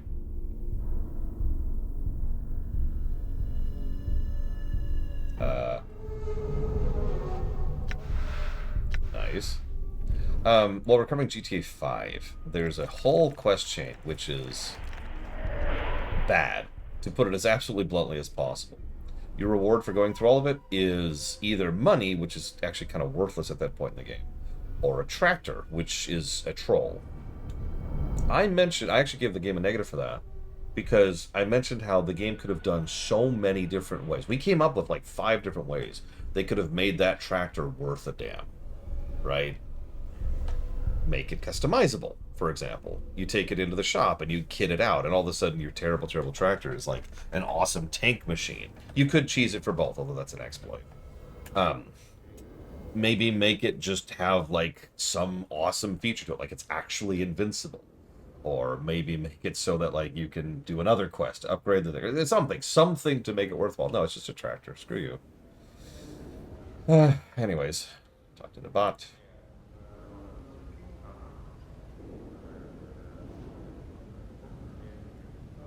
I hear you're looking for a certain K. I am. The caretaker of the town dump is a man named Kais. Scuttlebutt has it he's got plenty of gold hidden under the floorboards. There's a gang of ruffians who are planning to take it from him. Got my reasons that they do. You talk to Kais, get the star from him. Do it, and I'll give you the key. Okay. Updated my journal. Yes, that was the Kiflon cult quest chain. And a pretty bad quest chain. Like, I don't like to use the word objectively, but I think running around in the desert for literal, actual, real-life minutes while doing absolutely nothing qualifies as an objectively bad quest.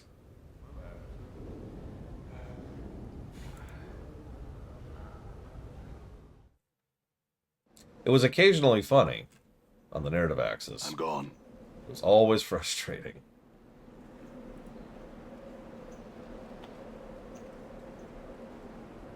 Chief, you watch your back here, okay? This place is filled with backstabbers. You'd know. Sorry.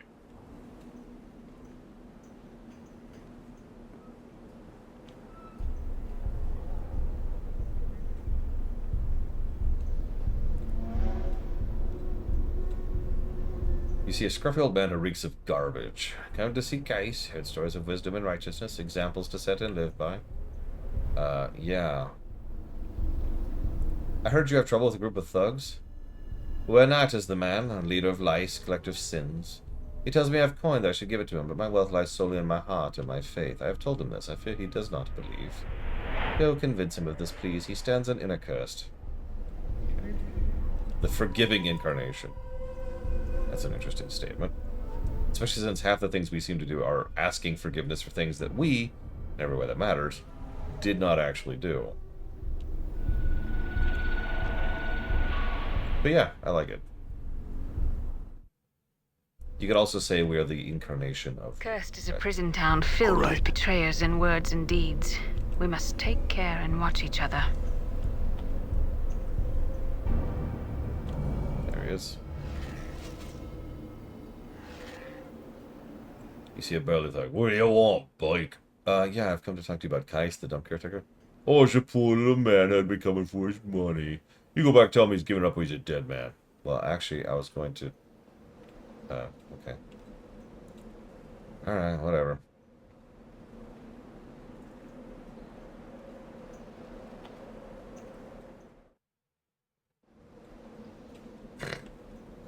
I'm gone.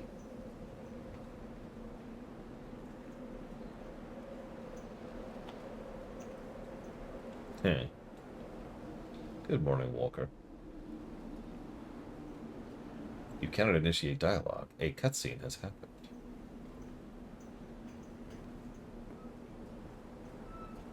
Oh my god, it's so Fallout. Look at it.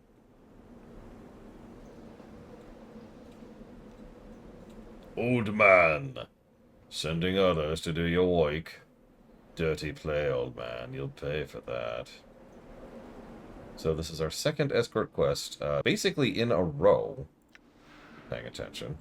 I want to see what Fire and Ice actually does to these guys.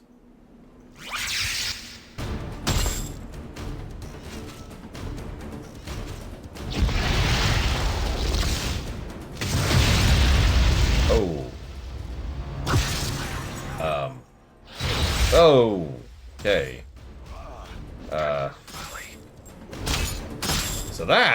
So Cloud Kill has no party damage. No NPC damage, but freaking Fire and Ice does? I'm never using Fire and Ice again. Good lord. So, I forget which engine Fallout 1 and 2 were made in, but while it is definitely the inspiration for the Infinity engine, it is not actually the same engine, to my knowledge. I was double-checking that. Because very few games were done in the Infinity engine. Weirdly, but truly. You okay, buddy? Fallout came first. I'm not sure about how much. Let's double-check that.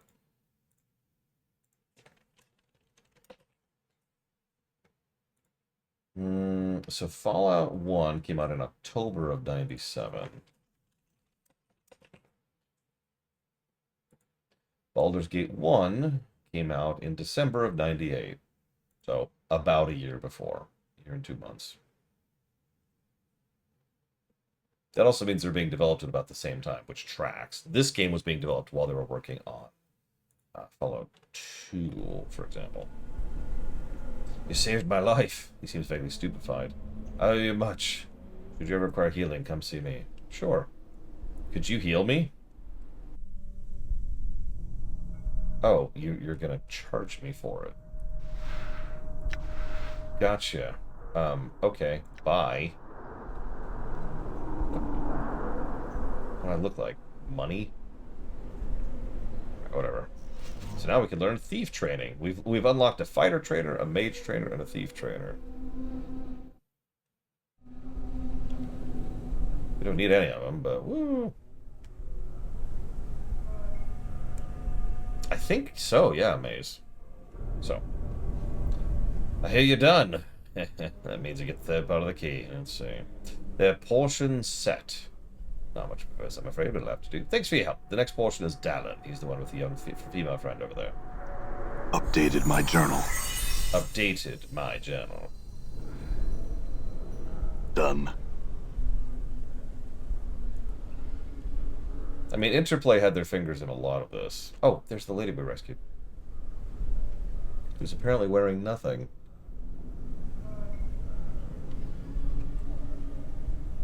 Okay, never mind. She just has peach-colored clothes on. Sorry. Dallin, there he is. See, a tall man with shoulder-length black hair and piercing blue eyes. Whatever he seems to look at smolders under his gaze. I'm Dallin. You're looking for a key. Yeah. Updated my journal. It's simplicity itself. One of our city leaders is having a bit of a political difficulty, shall we say. One of his enemies on the city council is causing him trouble. Go talk to him about it and see what you can do to help him out. His name is Anisius. He's a Githyanki. Find him near the gate. Are you asking for a particular outcome? Let's just say I trust your discretion. Yes, unfortunately, I have done this. So there's boobs. There's more boobs. And there's the biggest boobs of them all. Oh god, there's like an... Oh my gosh. Oh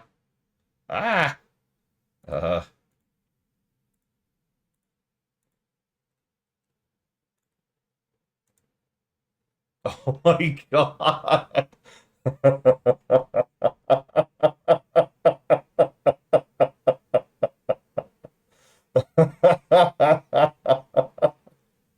Okay.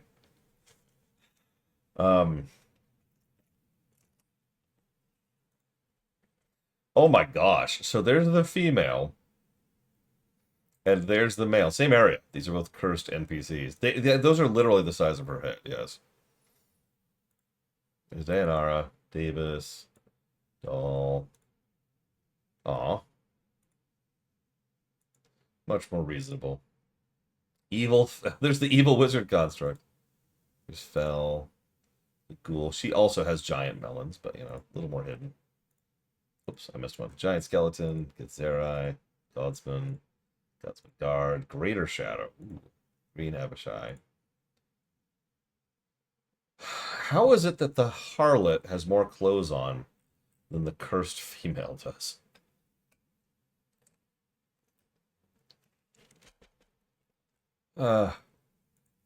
Harmonium. High threat construct. Huge thug. Oh, hey, the Lady of Pain. Lesser Vargui. Oh my god. Hey, Evo.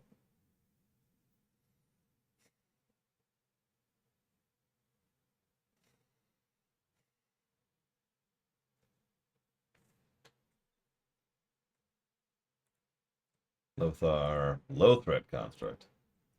Mentwalk. Merchant. Mercy Killer. Aw, Midwife. Madron. Farad. Ravel. She is gorgeous. Shadow. Skeleton. Skeleton Priest. Small Thug. The Transcendent One. Who this adversary is unknown. Calling. Tiefling female. Oh my god, the Tiefling has clothes on. I am shocked. Tiefling male has clothes on. The townsperson female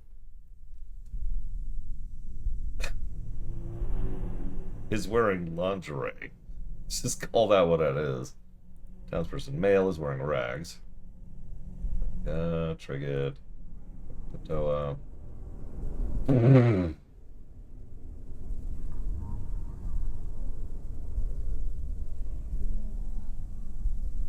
This is a wealthy female NPC.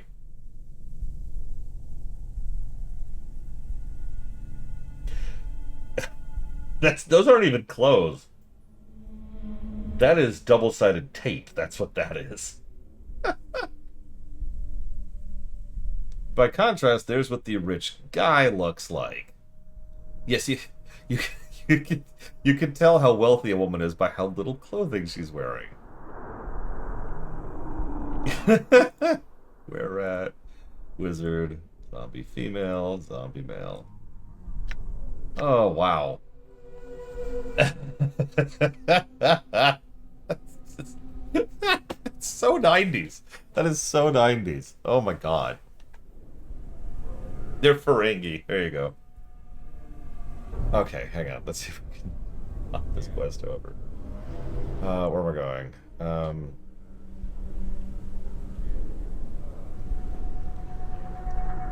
I mean, how do you think she afforded that Branniglin?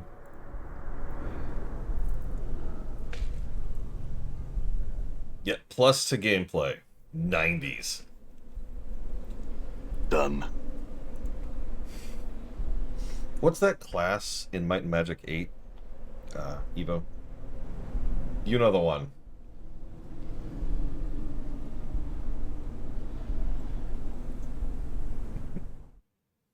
Okay. Anybody who cares, look up Might and Magic 8 female necromancer. Just do an image search. Don't do that at work. I'm gone. For no reason.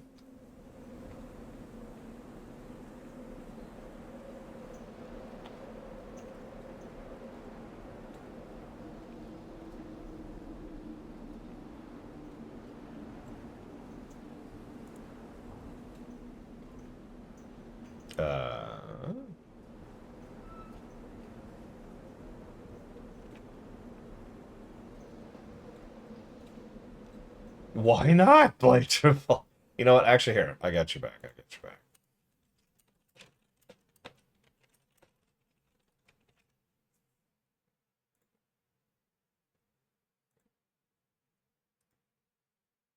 Oh, it's a small image. That'll do.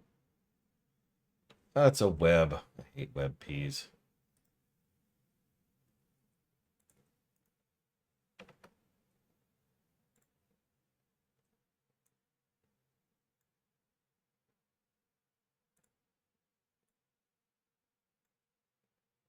Sorry, give me a second. I hate web peas. No, Zar, give me a sec. Give me a sec. Give me a sec. So patient. My goodness.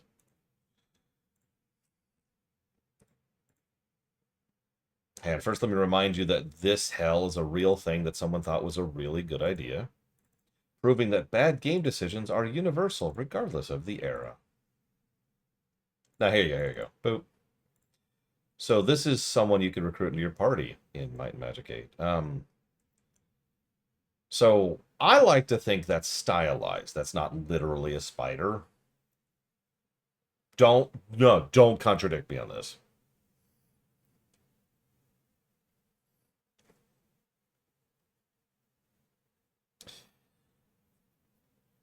Anyways, where have we gone?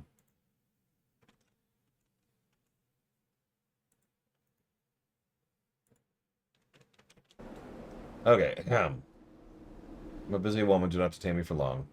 Oh,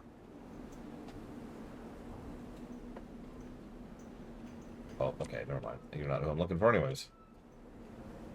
Yeah, it looks like a tattoo, which I can accept. Now, I ain't going down there, I'm just saying. I've got limits. You can practically smell his rage. I have a few questions for you. Up against Yankee? What draws him here away from the song of blood woven by his brothers? I have cast aside the hatred I bore for your people. I've risen above the petty feud between our races. For this they exiled me, but in my heart I have bested them. Can you say the same? Alright, stop. A friend told me you're in need of help. His intensity doubles. What have you heard? You're having difficulties with a political enemy. Let's see. You gonna help me? Depends on what you need. It's a delicate matter. A rival requires education. You won't need to kill her if that makes you squeamish. Okay. Hold on. Wait. Hang on. Hold up. Might and Magic 8 female lich.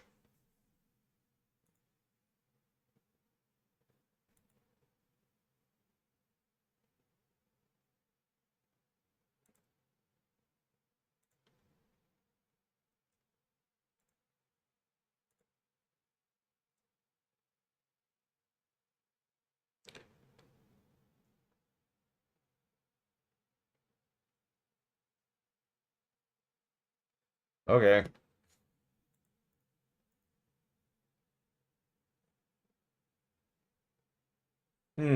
Yes, I have played Xenogears, Mr. Red. Thank you for asking. Here's what you must do. The woman has been selling her influence to the highest bidder, undercutting any position with the burgher of this town. I wish you to humiliate her. All you need to do is tell the captain of the guard she's attempted to hire you to attack me, and you'll be rewarded. Updated my journal. Okay.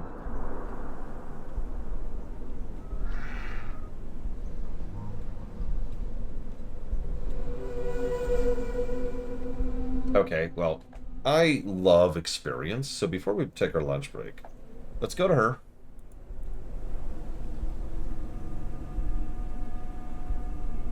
Hey, Anzius had an interesting proposition.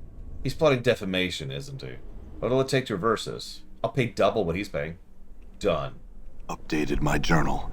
Alright, now let's go talk to him.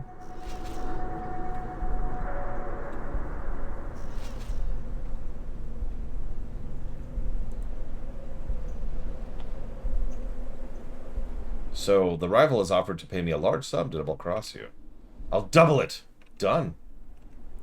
Now we talk to her.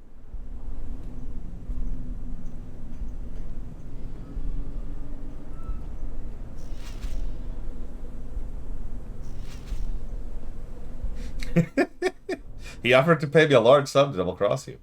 Enough of this. I'll match his promise, but I will not raise it any further. Okay. Updated my journal. Also, she just offered to have sex with us in addition to paying us. So, we now have to choose. I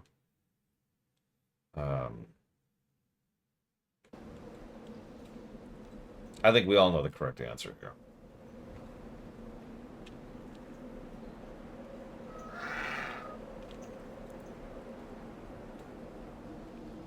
Yes, one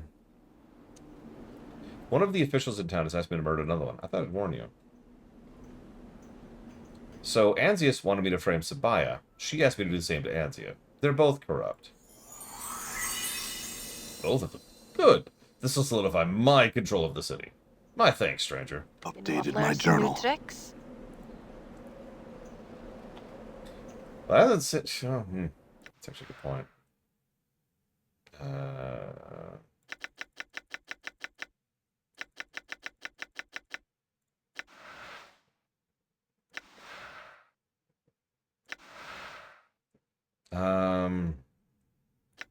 One more point at the end. We're gonna start dumping into charisma. That's right, we're gonna raise our charisma even higher. Ooh, we have our first level 6 spell. Not that we have any level 6 spells.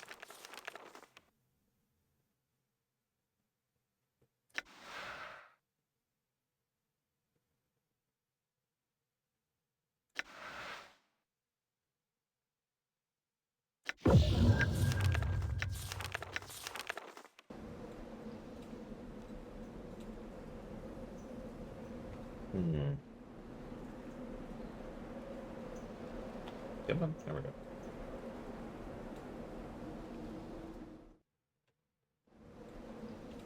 Done. I have the music on, right? Yep. Cool. Just making sure. Just want to be sure. Let me fix the music here really quick.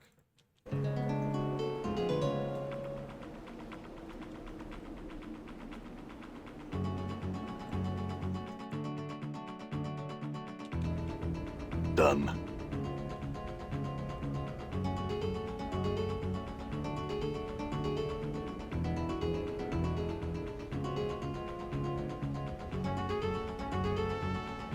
Heard all about it. Fine work. That was an interesting little turnaround. I like Curse's politics, huh? Here's your payment from my end. As far removed from gods and the light of heaven.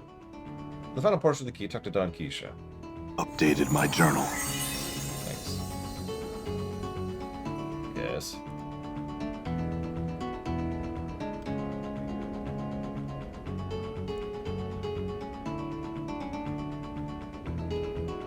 I suppose now is as good a time as any to go ahead and pause for lunch. I did finish the quest I wanted to.